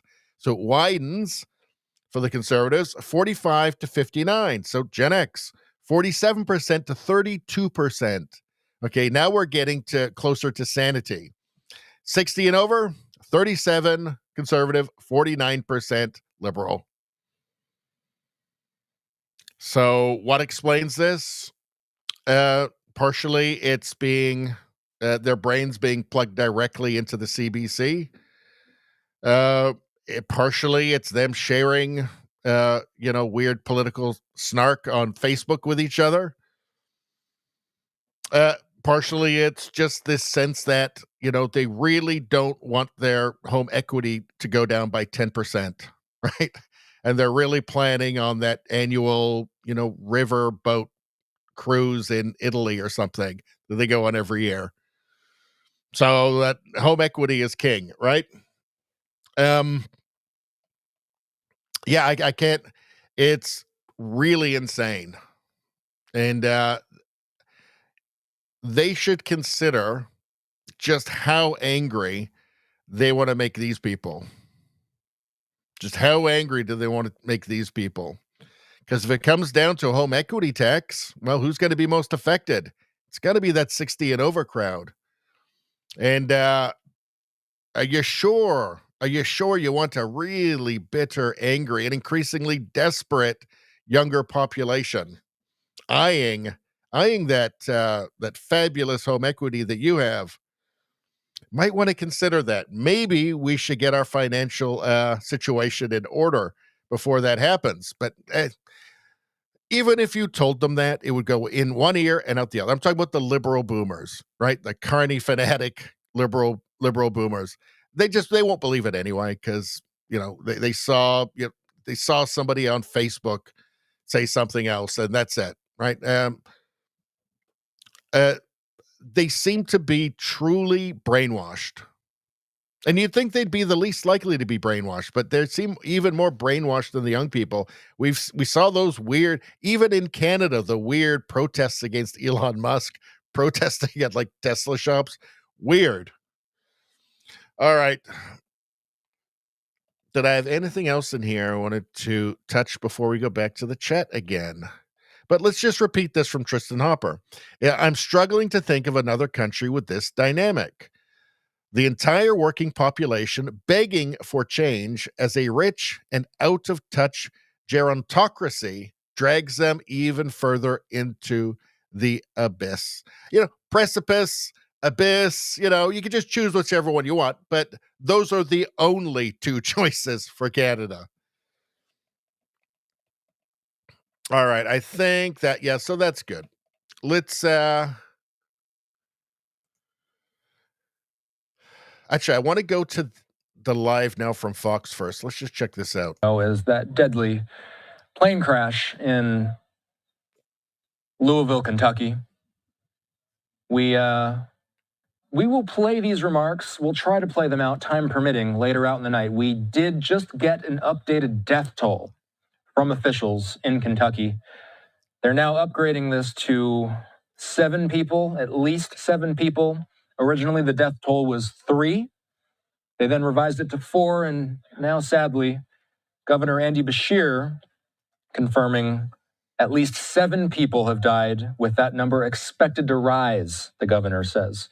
First responders are on site and working hard to extinguish the fire and continue the investigation. These are not live images you're looking at, by the way. This is from earlier today, moments after the crash happened. We will keep you posted as we learn more from Louisville, Kentucky. As I've been mentioning, though, we're going to continue to play out election coverage, reaction to some of the big races of the day, including Fox 5 New York's coverage as they talk about 2 high-profile races that were just called in their region. That includes the New Jersey governor's race, Democrat Mikey Sherrill taking that one, and Democratic Socialist Zohran Mamdani taking the New York City mayoral election. Let's listen into a little bit of Fox 5 New York's post-election coverage. Let's watch. The next New Jersey governor will be Democrat Mikey Sherrill, who got away with the win, 56% to Jack Ciattarelli, the Republican candidate, at 43%. The results are now in. Yeah, much bigger margin than most people have been expecting. That was expected to be a really close race, potentially, a point or two one way or the other. Joining us now with the latest is Steve Adubato, political analyst and author. Lessons in Leadership 2.0, the tough stuff. Do they still have a lot of mail-in ballots there? I wonder. Margin of Mikey Sherrill's victory tonight. Are you surprised by that? Steve and Natasha, I am shocked. I thought this would be an incredibly close race. I thought there was a good chance that Mikey Sherrill would win, but no. Well, there were bomb threats. There were hoaxes in New Jersey, also in New York as well. So I don't know if that affected it at all. Factor. This race was more about Donald Trump in the White House saying he would lower grocery costs. He was going to cancel the Gateway Tunnel, which hurt New Jerseyans. You got the ICE raids where he said he was going to go after the criminals. Then you had people being pulled like moms away from their kids, because they were here illegally. They're not the criminals he was talking about. Here's my point. Mikey Sherrill won this race by... Did they go into the country illegally? No. So let's go to New York, shall we? New York. The Islamist who screamed at a Muslim New York PD officer for stopping rioters from burning down New York City has been revealed as an intern for Zohran Mamdani. So these are a lot of the things that New Yorkers can look forward to now. Let's see. These are the lunatics who will run the city if he becomes mayor. So, yeah, this is from Eyal Yacobi. Let's take a look. We need the badges of the pigs. We need the badges of the pigs. So to the Rahmans and the Mohammeds. To the Rahmans and the Mohammeds. To the Alis and the Abdullahs. To the Alis and the Abdullahs. To the Rafids. To the Rafids. To the Rafids. To the Rafids. To the pigs. To the pigs. Who can call themselves by the name of Islam? Who can call themselves by the name of Islam? To the Mohammeds. To the Mohammeds. With some respect. Well, she doesn't seem very nice. Good luck with her, New York. Let's see. What do we got here? Will there be more? Well, actually, you know what? The good thing about this is unlimited L's. So just in, the Chicago father who was pistol whipped, robbed, and carjacked in front of his child on Halloween speaks out. So let's take a look at the video here. So the good news is that in the future, once Zohran does take over, there'll be social worker here to stop this. So this never would have happened because there'll be a social worker there. So, yeah. Good luck. Good luck. How about this from Caitlin Bennett? A man who lived under communism has a warning for New Yorkers about to elect Mamdani.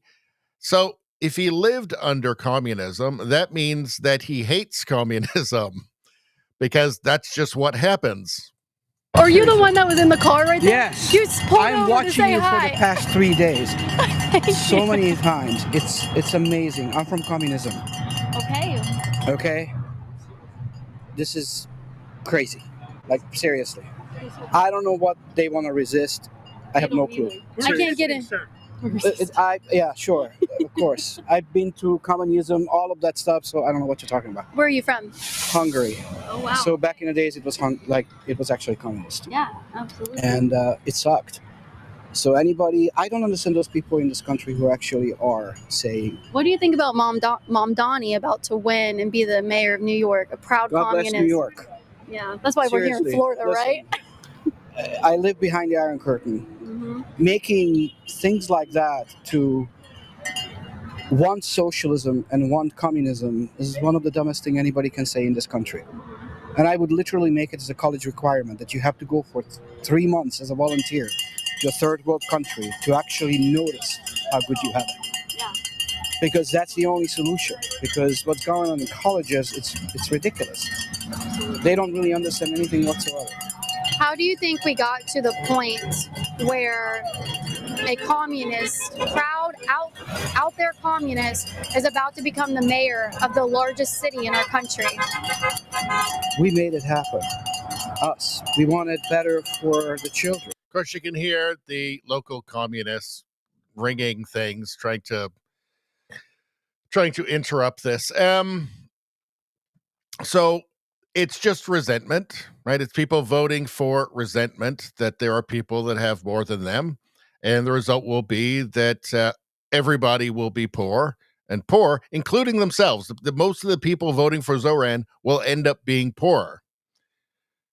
It'll just be, they want equity in poverty is what they want. And you know what? They're probably going to get it. Except for Zoran, he's going to do just fine, and his friends are going to do just fine. They always do. Fidel Castro's son sails around the world on a yacht with the billions of dollars that Castro stole from the Cuban people. The good communist Castro. They always do it. Let's see. Hold on. See, this is a big part of the problem. From Bad Hombre, New York City liberal white woman is asked what her biggest concerns are. Well, let's find out. What's her biggest concerns? Because I think she's going to have some other concerns soon. No matter how many social workers there are in New York City to protect her. I think what's really important and standing out for me right now is if we can take ourselves like a high level, like not say immigration, not say economy, not say all the hot talking points, and just ask ourselves, how are we treating our neighbors? Like, how are we treating one another? And is it okay that yesterday on Saturday, 42... How are we treating our neighbors? I've got a feeling her neighbors are just her. They're not the illegal immigrants. I've just got a feeling. 2 million of our neighbors no longer can feed themselves.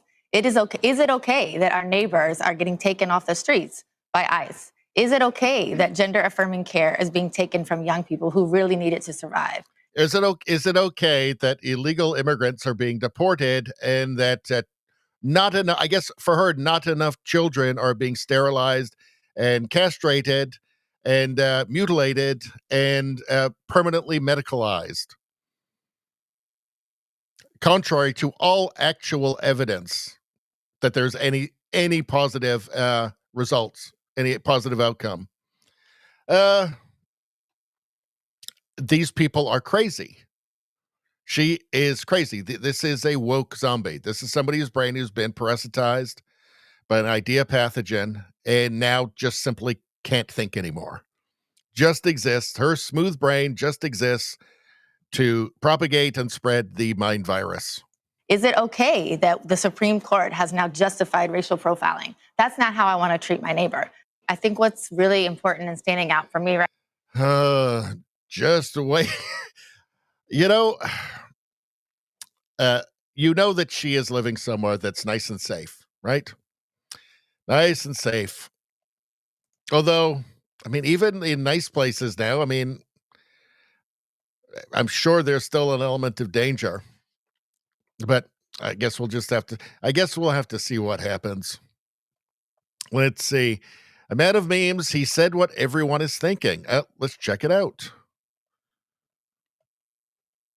Do you think that this person is a patriot or a traitor? That person is a failed fucking rapper. He's a piece of shit, fucking dumbass. And if I'm being honest with you, he's a communist. He shouldn't be the mayor of New York. That's why I'm getting the fuck out of New York, because this guy is bad news. Here's a few reasons. My parents, they're immigrants. They came to this country legally, the right way. And guess what? This type of guy, he wants illegals in this country. He wants to make government-owned grocery stores. That's a fucking stupid idea. That's gonna kill all the small businesses. And he wants more illegals in the country. Like, he's not gonna open his house up for illegals, but he wants more illegals in the country. This guy's an idiot. Do you think that this person is a patriot?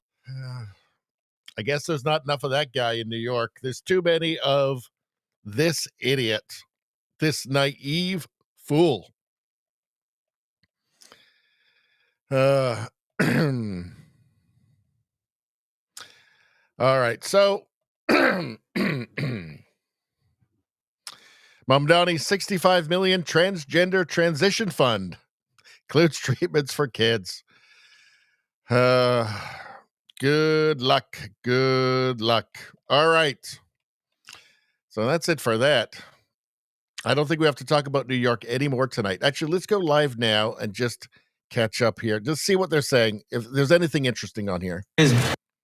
Controlled state. And so if a Democratic governor wants a ballot measure. No, I don't care about that. All right. Let's go back to the chat. Let's see. Trudeau survivor said, "Is lib blonde lady wearing skulls as rings on her finger?" I didn't see that.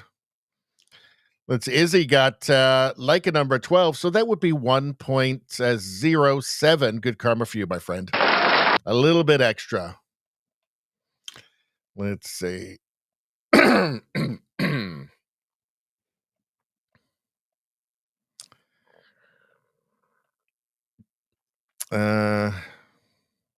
Rosie says no Schrodinger's cat. So Rosie's cat didn't die. Okay, good. I get so confused reading the chat sometimes. Let's see. Let's see. Nevada says stay out of Virginia, New Jersey, and New York City. I have no intention of going there.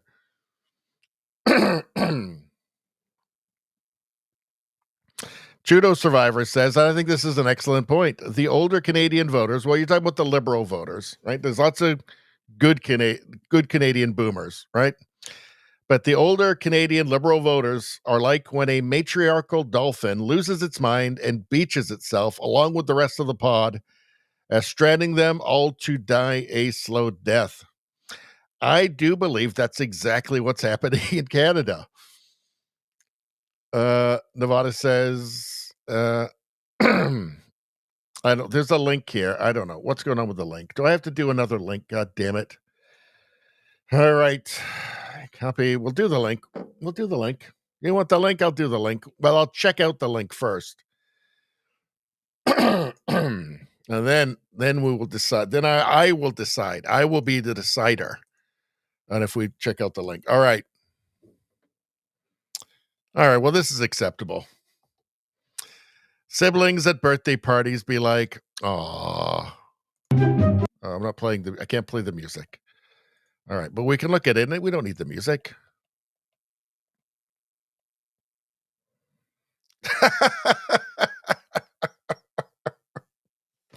Okay, we got to go back to the beginning. All right, hold on. So that one's just licking it, being a good dog. Then the other one really wants that. Just no, I'm taking it. It's mine now.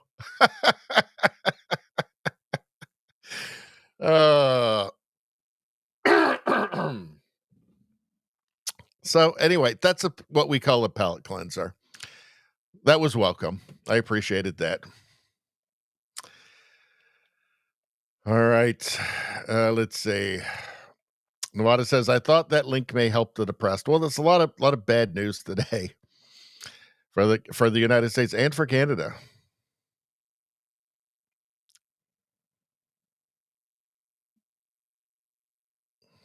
Rosie says, I think talking about that liberal New York woman, I am not inviting her to my birthday party ever. She obviously did not hit the like button. No, she would not. Not in a million years. Spambot says she is the perfect excuse for why women should almost never be a politician. Oh, that's tough. I think tough but fair. Spambot says 2 exceptions, Danielle Smith and the Iron Lady herself. Yes, Margaret Thatcher. I'm a big Danielle Smith fan. I think she's the best premier in Canada by a mile. I can't repeat that, Nevada. I just can't. My apologies. Let's see. Bristol Tube, how you doing? Like number 8. So I can't remember what the last one was. Is that 1 point? I'm just going to say 1.09. Good karma, 1.09, I think. Still, that's a good amount of good karma for you. Let's see. Nevada says LA has a hardcore commie mayor, Karen Bass, and now New York City and Chicago just has a retard.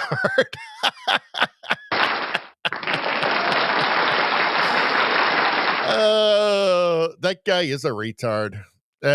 So, I mean, the theory about how, this is very sad, but the theory of how, like, well, elect the total retard, the commie retard, and then people will learn. No, they don't. Just the good people leave, and then it just becomes even more commie.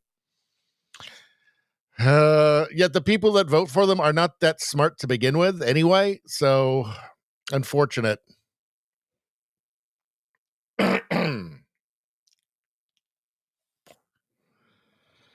Bristles asked, did you talk about the conservative who crossed the floor? We did. Traitor.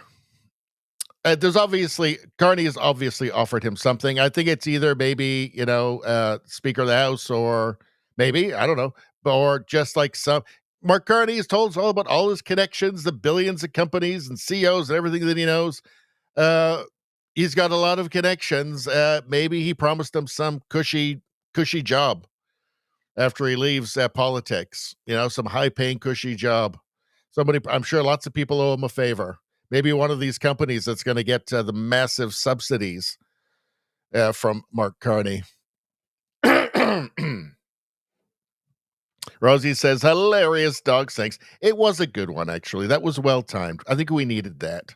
Bristletube says, I feel better already. There we go. All right. So let's go here. So some good news from the UK. Ezra Levant. Tommy Robinson acquitted of all charges under the Terrorism Act. This is from Ezra Levant of Rebel News. And nobody has been more persecuted in the Western world, I don't think, than Tommy Robinson. I mean, they just keep going for him over and over and over again. I'm really surprised he wasn't thrown back in prison again for nothing. Apparently, the judge was blistering in his criticism of the police, saying their testimony lacked credibility. And and that they had, in fact, targeted Tommy for political reasons, which is illegal. This was all because Tommy Robinson wouldn't give the police the passcode for his phone. Ezra Levant here for Rebel News. I'm standing outside Westminster Magistrates Court. Huge news today. Tommy Robinson acquitted of charges under the Terrorism Act. The judge blistering in his criticism of the police, saying they lacked credibility and their testimony could not be relied on. In fact, the judge went further, saying that he believed that the primary reason the police arrested, detained, and interrogated Tommy in the first place was because of his political views, which is a protected characteristic in the UK. That is, you can't go after someone just because of their politics or their religion. And in fact, the police had no recollection of any questions they asked about terrorism. The judge particularly blunt about that. It's very encouraging for Tommy to be acquitted, because sometimes you feel like you have to give up on the system, that maybe Tommy can't get a fair trial anywhere in the UK. Today is proof that sometimes the system does work. And this is the second time Tommy has been successful at this very courthouse. Now, that still leaves Tommy behind. He spent countless hours on this, all the stress. Last night, he didn't know if he would be going home or going to prison.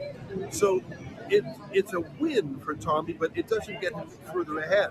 But hopefully the judge's bold comments will wake up the police and tell them, stop your multi-million-pound vendetta against Tommy Robinson. He's a political force. He's not a force of terrorism. And how about fix the problems in the country instead of going after the guy who highlights the problems?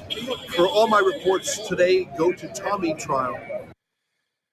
So, yeah, I mean, the government knows that even if they can't throw him in prison on this particular, they'll go after him again, of course, but on this particular one, the process itself is a punishment, right? Just the stress, the constant stress, and then the financial cost of it as well. But, you know, they're going to keep going after him. And it's an incredibly courageous man, Tommy Robinson. Incredibly courageous, because they keep trying to break him and he refuses to be broken. Let's see. I haven't seen any further details about those knife attackers from a couple of nights ago. They're arrested. They have them, but the police are saying it probably wasn't terrorism. Just random people being stabbed on a train by two men. Probably both of them had mental problems at the same time. But that's one we'll be keeping an eye on. Another knife attacker on the loose, London. Young woman stabbed in Islington Park with Met Police hunting knife attacker. It's just endless there. It is just absolutely endless.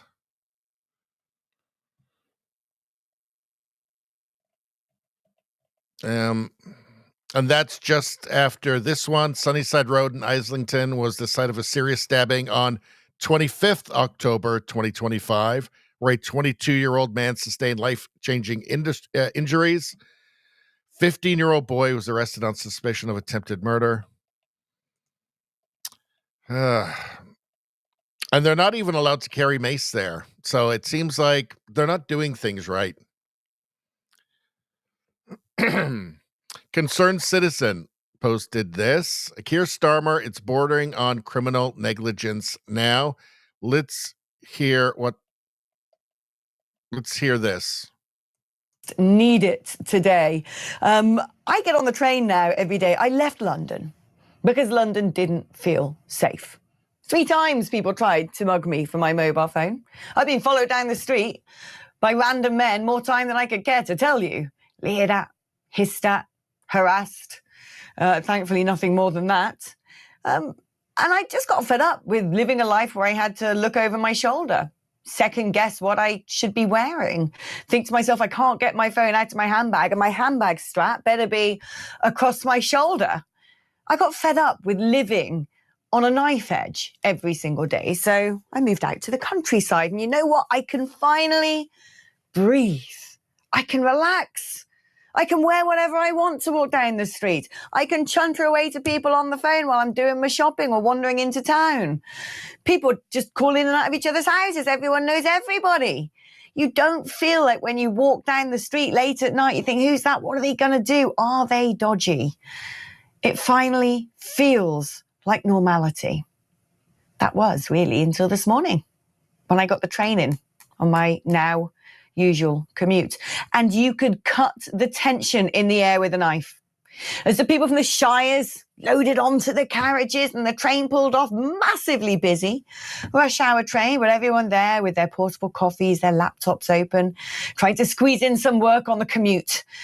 As the train then pulled in to a big town, and other people started getting on with hoodies, with rucksacks. you could feel everybody nervously looking around. You could see people looking for exits. You could see the cogs in their minds worrying, how do I protect myself if someone happens to get on this train who means us harm? And I'm fed up with it. Thing is, in the UK, nowhere will be safe if the government gets its way, because, I mean, they will send 500 migrants to some little village with 400 people and just cram them all in there. That is clearly the plan, to send them ever. So there is no place to go, no safe place, no safe haven in your own country. All right. What's going on here? This is interesting. Before we get to this, though, let's just go back to the chat for a second, because I wanted to check out a couple things. Bristol says, I swear we're living in a comedy movie. Well, I often say I feel like I'm in an alternate reality. I pinch myself, but I never wake up, unfortunately. Bristol says that means he's making a difference and they are scared. Talking about Tommy Robinson in the UK. Yeah, well, that's obviously what's happening, right? They've just made him stronger. Every time they've thrown him in prison for nothing, it's just made him stronger. It's made him more influential. Rosie says, okay, fine. We can go back to the stupid Gold Monkey now. Gold Monkey is only for the premium streams. All right. So something like Gold Monkey, I can't just put it on just a regular old stream. Obviously, it's got to be on the premium stream. Tales of the Gold Monkey has got to be on the premium stream. It's only for those, very exclusive folks that have access to the premium content. So, and by the way, I knew you were going to get hooked on Tales of the Gold Monkey. I knew it, no matter how terrible the show is. Nevada says, well, this is just patriarchy right here. That girl has some bumpers. Oh, shame on you, Nevada. Shame on you for noticing. Her eyes are up here, okay? Oh, God, just a bunch of sexists in the chat. Let's see. Kevin O'Leary speaking straight facts when it comes to taking on China. This is from Melissa. So Kevin O'Leary is a big fan of further closer integration with the United States, which I think is actually the only thing that makes sense. Obviously, we're not going to replace that trade. Sure, diversifying, great, but we're not going to replace 75% of our trade, right? Not going to happen. Better idea is to just make yourself totally indispensable. Integrate further, cooperate more. Fortress North America, in terms of security, integrate more, cooperate more. You can be sovereign countries, but integrate more. Again, Fortress North America. That's smart. Cooperating, not for the benefit of China, but for the benefit of North America. That makes sense. China doesn't like Canada. They definitely don't like the United States. They want to be the world power. That if China does become the global hegemon, that's bad. That's what you think. You think you don't like the U.S. Just wait until that happens. And so I think of it as saying, okay, now that we know what their intentions are, let's treat them with respect, but let's make sure we win. And so I'll tell you what the derivative of this is going to be, and I'm telling you right now what's going to happen.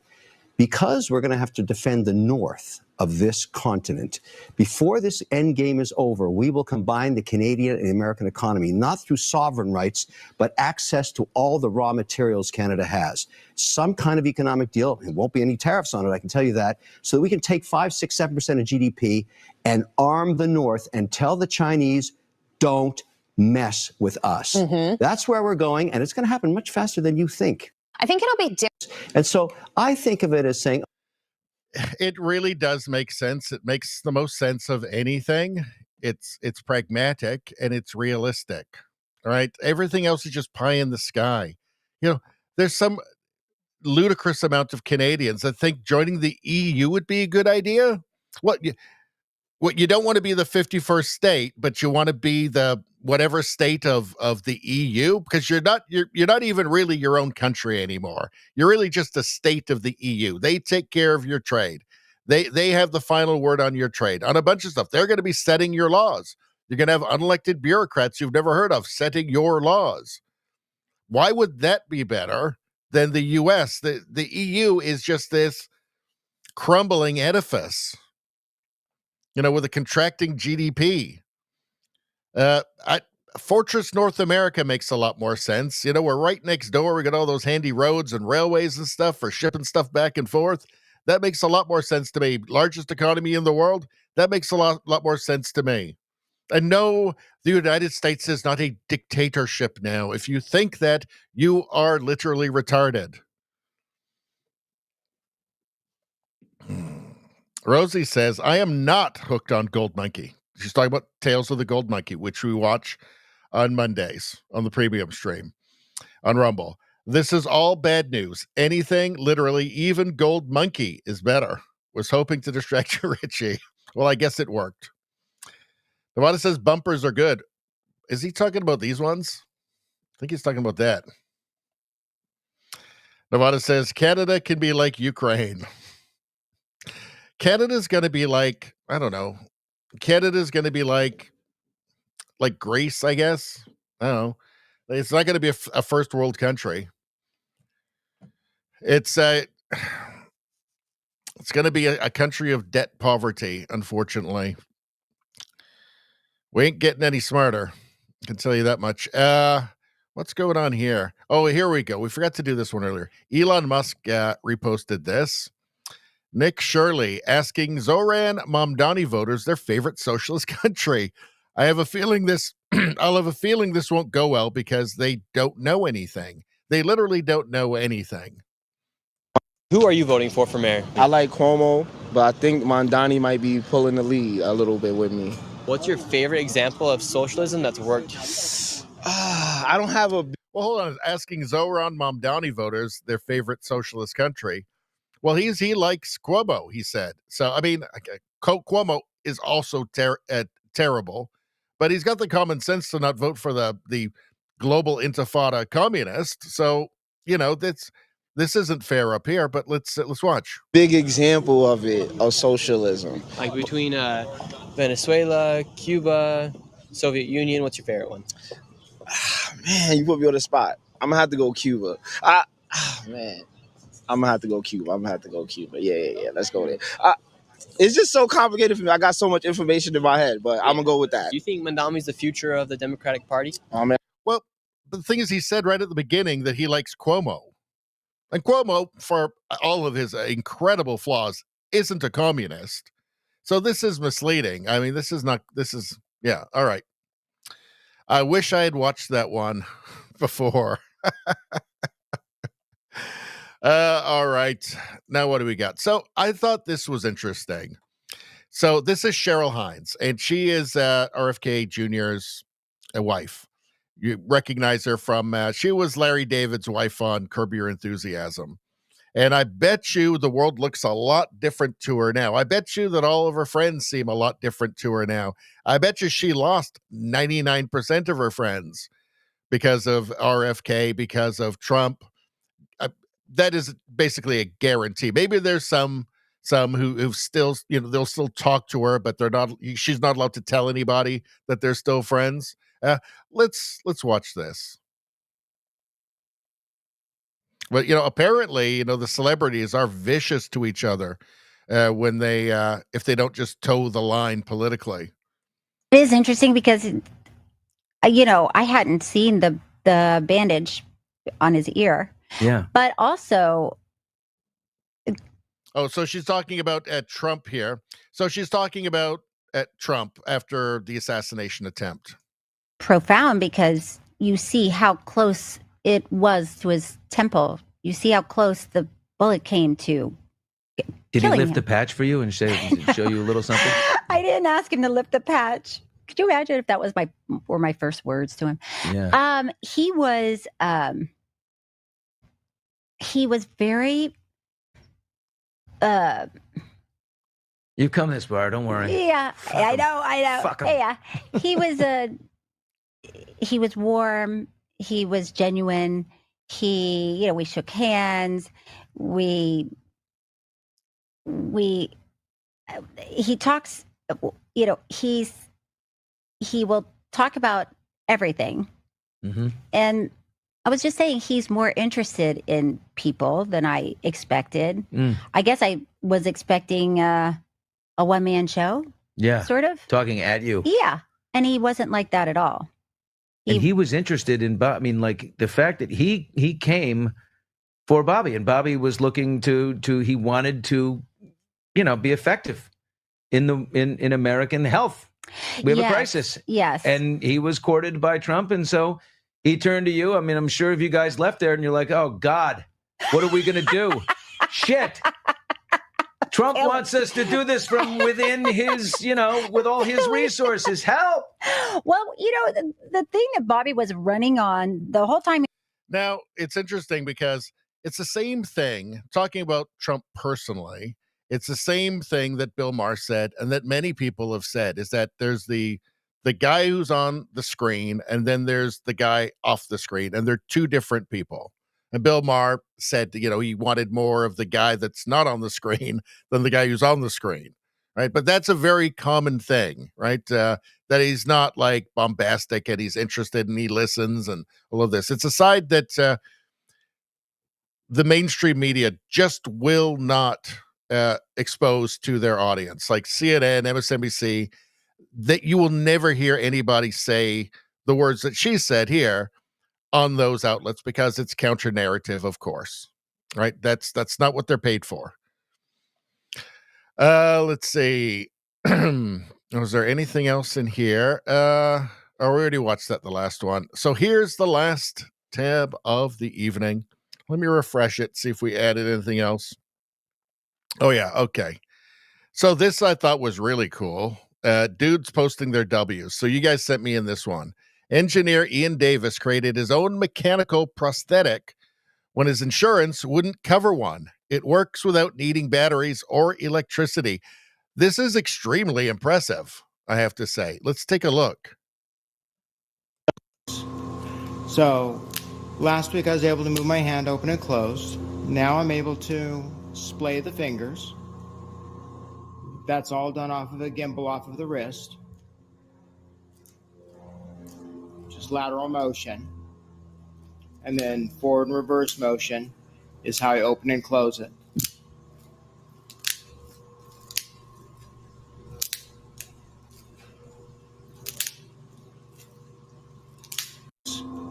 So that's really, really cool. That's amazing, actually. It makes me wonder if, like, when Judgment Day comes and the AI decides to terminate us all and sends out all the Terminators, could he, like, walk up and say, before you terminate me, I just want to shake your hand? And he puts his hand out, and then the Terminator looks down and goes, what? It gets confused because he's got a robot hand. See what I mean? So I don't know. Pretty cool, though. Pretty cool. All right. This is great. From Clown World, someone hacked the sign on the side of a California highway. No on 50, fuck Newsom. How would you even go about hacking that? Clever. That's resourceful, I say. So I want to ask you guys if this is AI or real. So is it? It's a total fabrication. Or is it? You're right. It's fact. I'm going to play this from Michelle Maxwell. I'm going to play this for you. And you tell me if you think it's real or fake.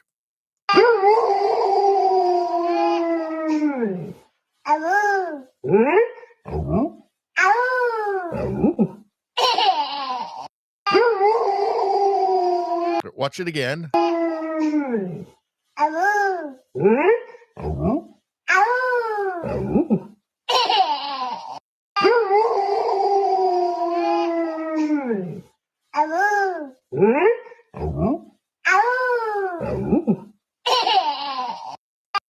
All right. Spambot says real. Rosie says real. Nevada says real. You guys must have checked with Grok. Oh, Drama says fake. Drama says fake. So we got 3 reals, 1 fake. I'll give it another couple of seconds. We'll watch it one more time, and then we'll see how many more votes we get. Hold on.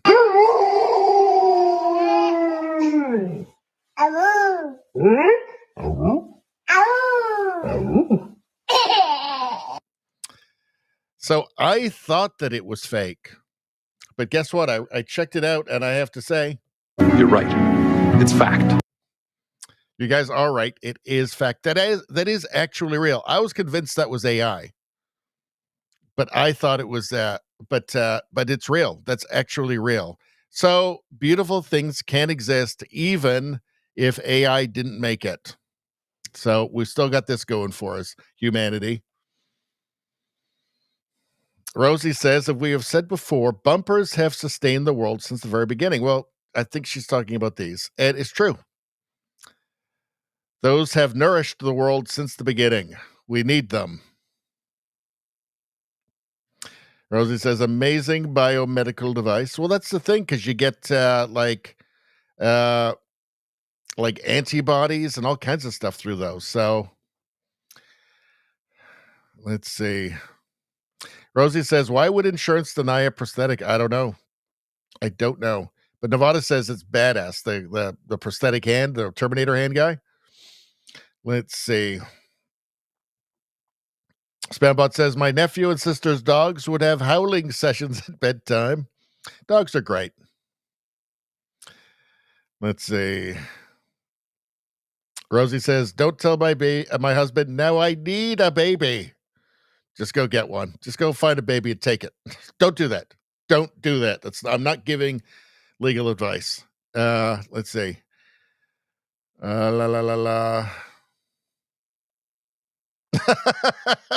Blunderworld, how you doing? Says real. Hold on. We have to go back. He says real, but the dog ripped off the baby's face later. Oh.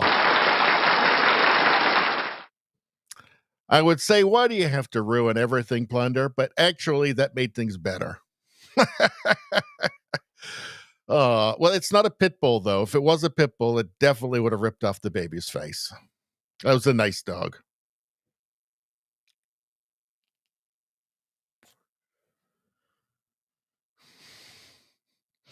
All right. Let's just continue. That does just continue. God damn it. There we go. I don't know why it does that sometimes. It's really annoying. Let's see. Titania McGrath. So this is a parody account here. Titania McGrath. What does it say in the bio? Activist, healer, radical, intersectionalist poet, non-white, ecosexual, pronouns variable, selfless and brave. Buy my books. So this is fake. By going along with Donald Trump's peace deal, Hamas is betraying its LGBTQ plus allies. Gaza betrays LGBTQ plus allies. This is funny, and it's funny because there's a seed of truth in this, right? That they think that that Hamas is allied with them, that they share the same goals. It's really incredibly funny, but also depressing at how anybody could be so stupid. Let's see. So I want to show you this. Actually, hold on first. Perfectly matched husband and wife. Let's take a look at this. Don't do this. Say, where's my wallet? Oh no. Oh no, it's getting worse. What? Oh God! Oh God! Watch out! Oh.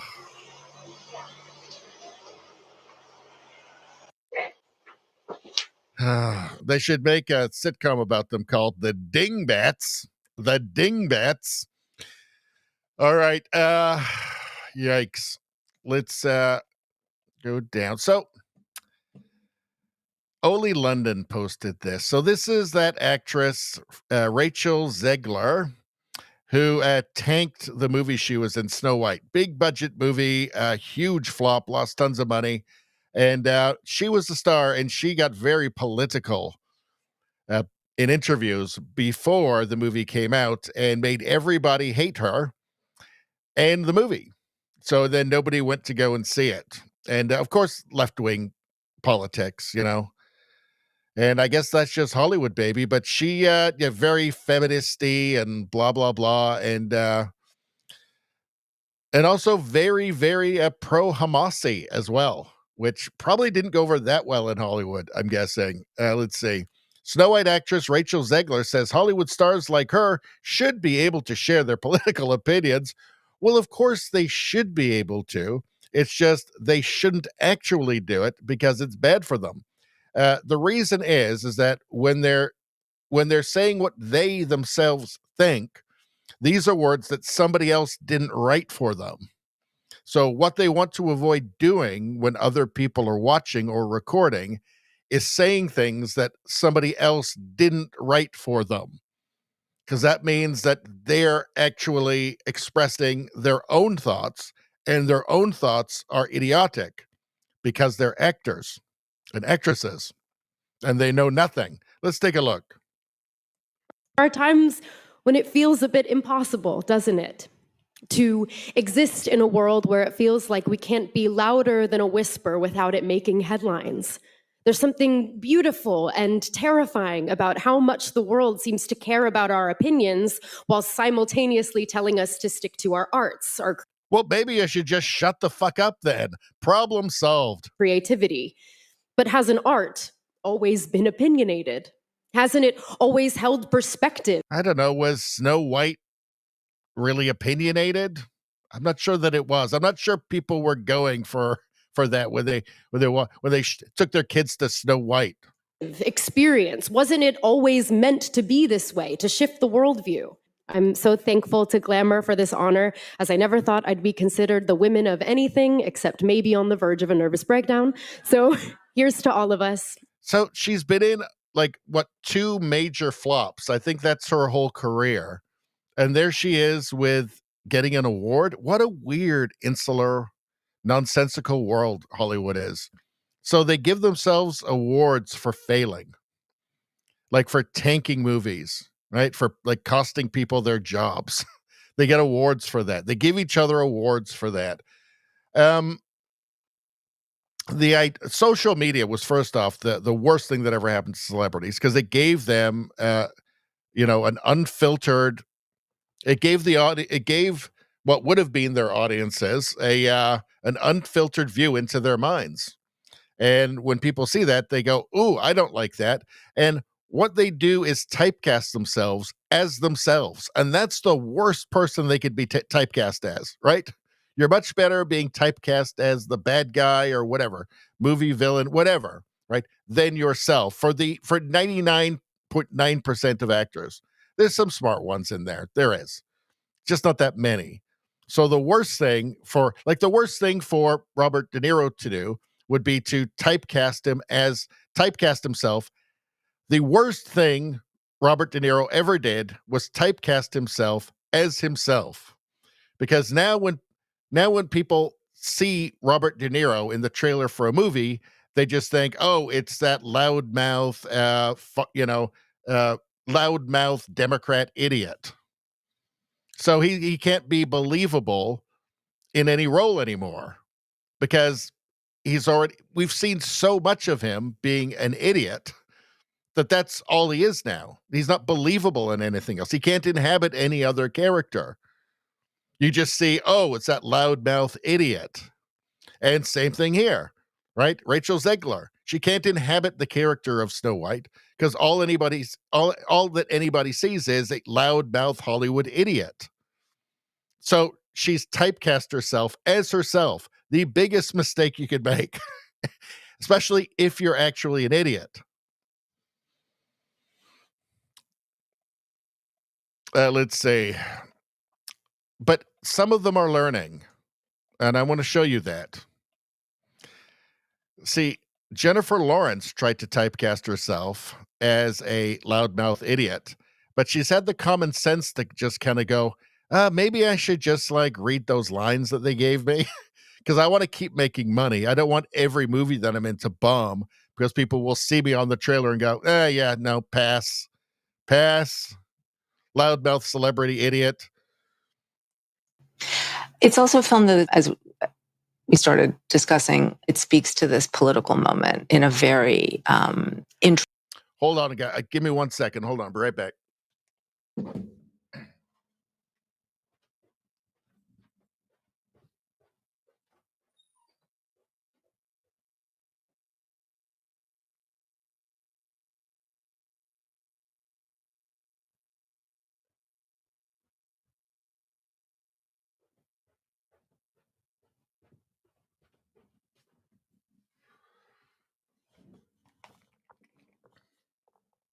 interesting and important way that is funny, that is complicated. And it's a good idea. It's not a bad idea. What do you mean?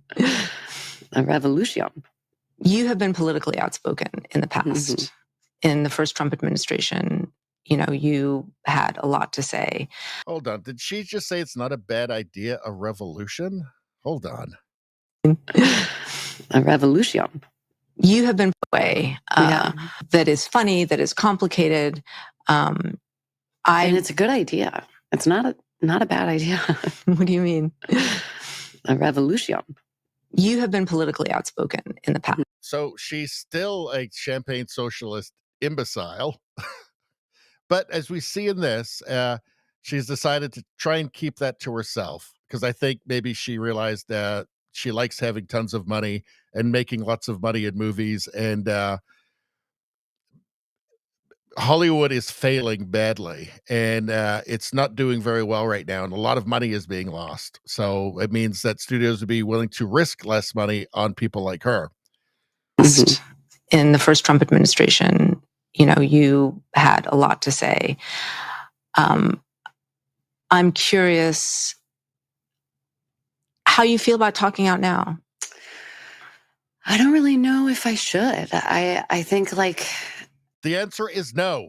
Don't speak out unless a screenwriter wrote words. Okay, don't say them into a camera. Okay, don't tell us what you really think. We want to be able to still enjoy you in a movie. She didn't completely typecast herself as the thing, right? She had a little thing there, but she didn't keep it up for years like a Mark Ruffalo or somebody, right? Or Robert De Niro. She kind of tamped it down, I think, fairly quickly, right? And that's good. That's good. She is a good actress, right? I'll watch a movie with her in it. If when she's not in the movie, if she shuts the fuck up. The first Trump administration was so wild, and just how can we let this stand? Like, I felt like I was running around like a chicken with my head cut off. But as we've learned, so she says that she doesn't know if she should talk about it, but she actually is kind of talking about it. Election after election, celebrities do not make a difference whatsoever on who people vote for. And so then... Oh, she finally said something intelligent. Finally. Okay. Somebody probably wrote that for her, though. What am I doing?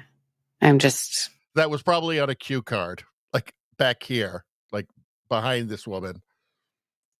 Sharing my opinion on something that's going to just add fuel to a fire that's ripping the country apart. I mean, we are so divided. I think I'm in a complicated recalibration because I'm also an artist, and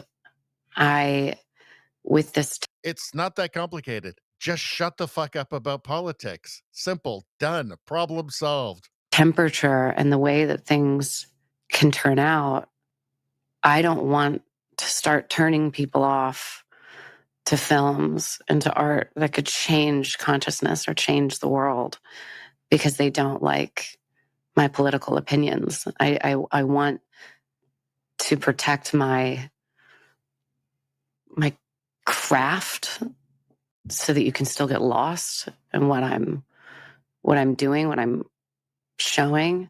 And if I can't say something that's going to speak to some kind of peace or lowering the temperature or some sort of solution, I just don't want. So, rule of thumb for actors and actresses: shut the fuck up. Rule of thumb right there. So you're about to say something about politics, about Trump or something, and then just remember, like maybe, I don't know, like have like a little, like a wristband or something that reminds you, shut the fuck up. Oh yeah, I don't want to ruin my career. The worst thing they can do is be typecast as themselves. This whole thing about acting, right, is that you're supposed to be other people. That's the whole thing. That's why people go to the movies, for you to be somebody who's not you, right? Because if it was just you, people wouldn't go because that would be boring. Maybe it would be hilarious. I don't know.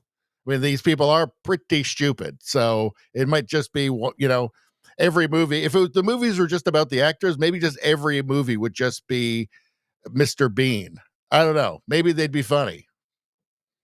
But rule of thumb, if there's any famous celebrities watching this right now, rule of thumb, shut the fuck up. Done. Problem solved. Problem solved. She does still manage to be incredibly self-important in this.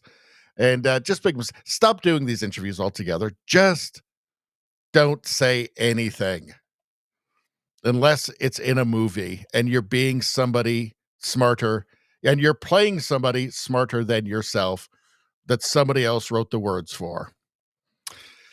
All right, well, there's my rant on that. Let's see, where else are we going here?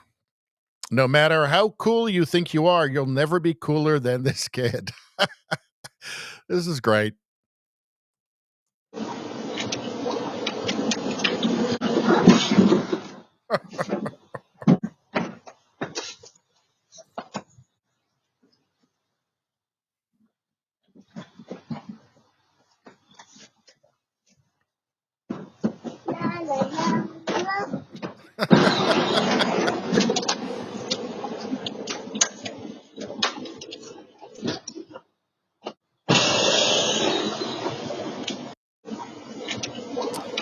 I don't know. It's so simple. It's just so wholesome. I just like it. It's just nice. It makes me feel better.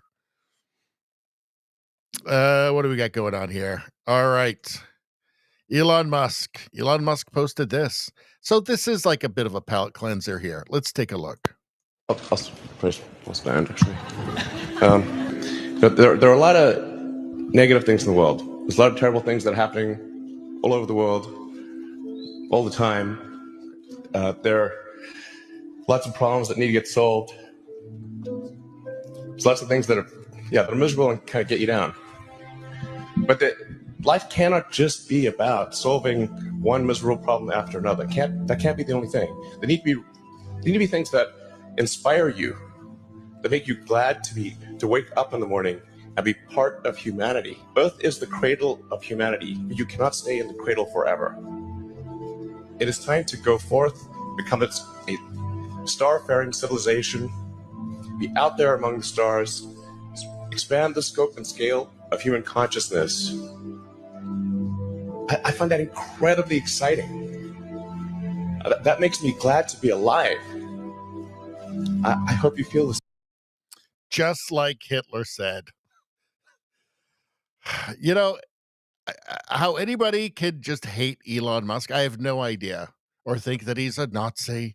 Or like if he waves to somebody, that's a Nazi. Like, it's all just so bafflingly stupid to me. It just truly, I mean, he gave them their precious electric cars, the good ones that actually work. Like, that had been the dream for the lefties forever.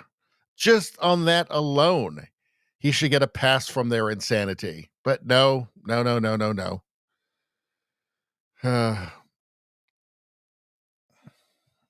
But anyway, this is positive. That's inspirational. It's aspirational. That's what we need more. When do you ever hear something like that, something that grand from some dirty, filthy commie like Mom Dami, or like Mom Dami, or like bread lines are a good thing. You got bread. Except you don't. That's the thing. Except you don't, Bernie Sanders.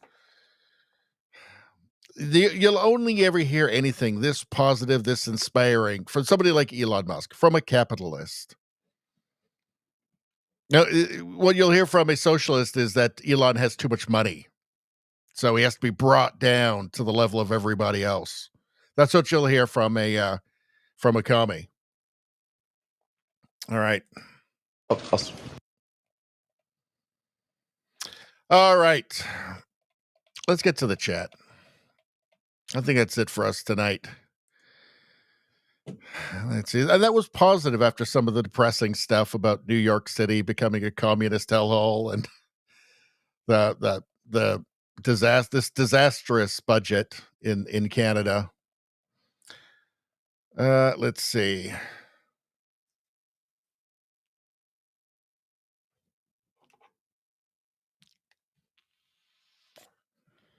Let's see.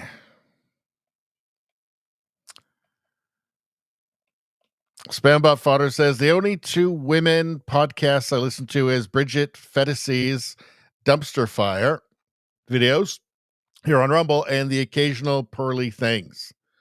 I think I'm familiar with both of those. It's not something I've watched very much of or anything of. I'm not sure. Let's see. Rosie says stars should be able to handle the results of their speech. My point is that they just shouldn't go there in the first place. It's really not their role. I know they have a lot of yes people around them, a lot of yes men around them, telling them they're wonderful and laughing at all their jokes, even when absolutely 0% of their jokes are funny. A lot of people who can get something out of them, telling them how wonderful they are and how great all their ideas are, but that's not real. Let's see. Nevada says she'll be replaced by AI soon anyway. Well, yeah, I mean, that's coming. I'm telling you right now. Well, they'll still make money because their likeness will be licensed, I think. But it'll probably be like Spotify, where they don't really make even all that much. But yeah, I mean, it's coming. Like Netflix, at some point, whether it's 5 years or 10 years, whatever, will just become a service that will just make content to order. So you'll say, I want to watch a season of Friends, but Ross is Buck Rogers and played by John Wayne, right? And Rachel is Sydney Sweeney, and she's always wearing a bikini. And it will just make a season for you. And like 5 minutes later, you'll just have a new season of Friends. Or I want to watch Aliens 15, right? But the alien is AOC. And it'll just do it. That's what's coming.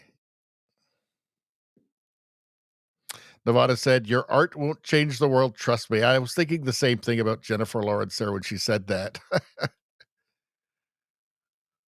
Let's see. Nevada said, I don't even know who she is, but I don't care.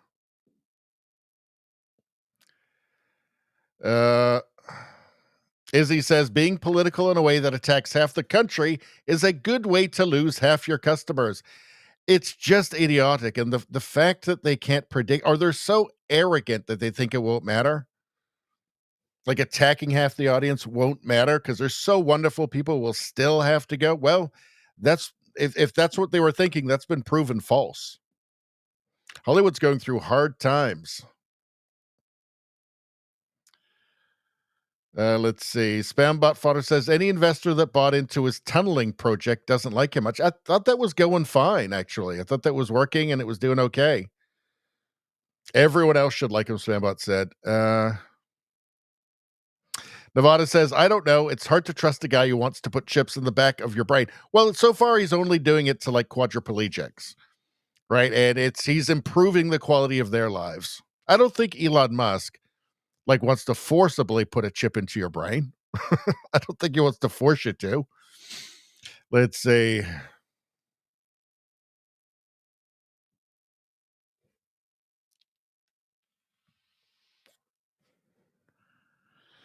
All right. All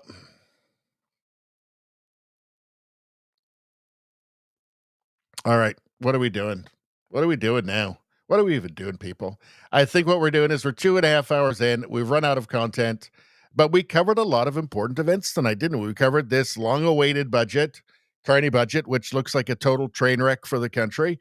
We covered New York City surrendering to a global intifada communist.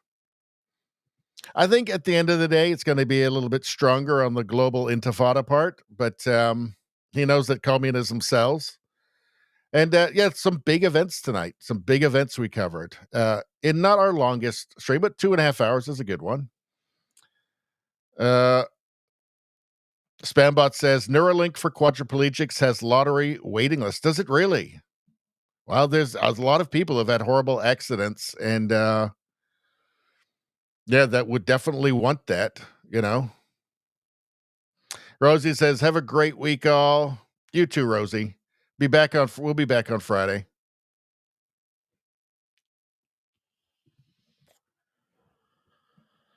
Let's see. Spambot says Canada is tracking down Canadians that registered and are trying to offer MAID instead. That wouldn't even surprise me. Spambot says, I don't need a chip in my brain. Me neither, actually. I'm not getting Alexa fucking stuck in my brain. No thanks. Let's see. Nevada says Elon wants to make everyone super smart with chips, which will make some feel like they'd better get it. I don't know.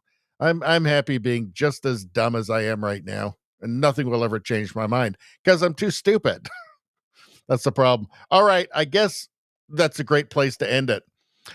Thanks everybody for showing up. It would be a real bore if you guys weren't here because I would just be ranting into a cold and indifferent universe. But you guys are here, so it's not like that at all. It's actually pretty fun.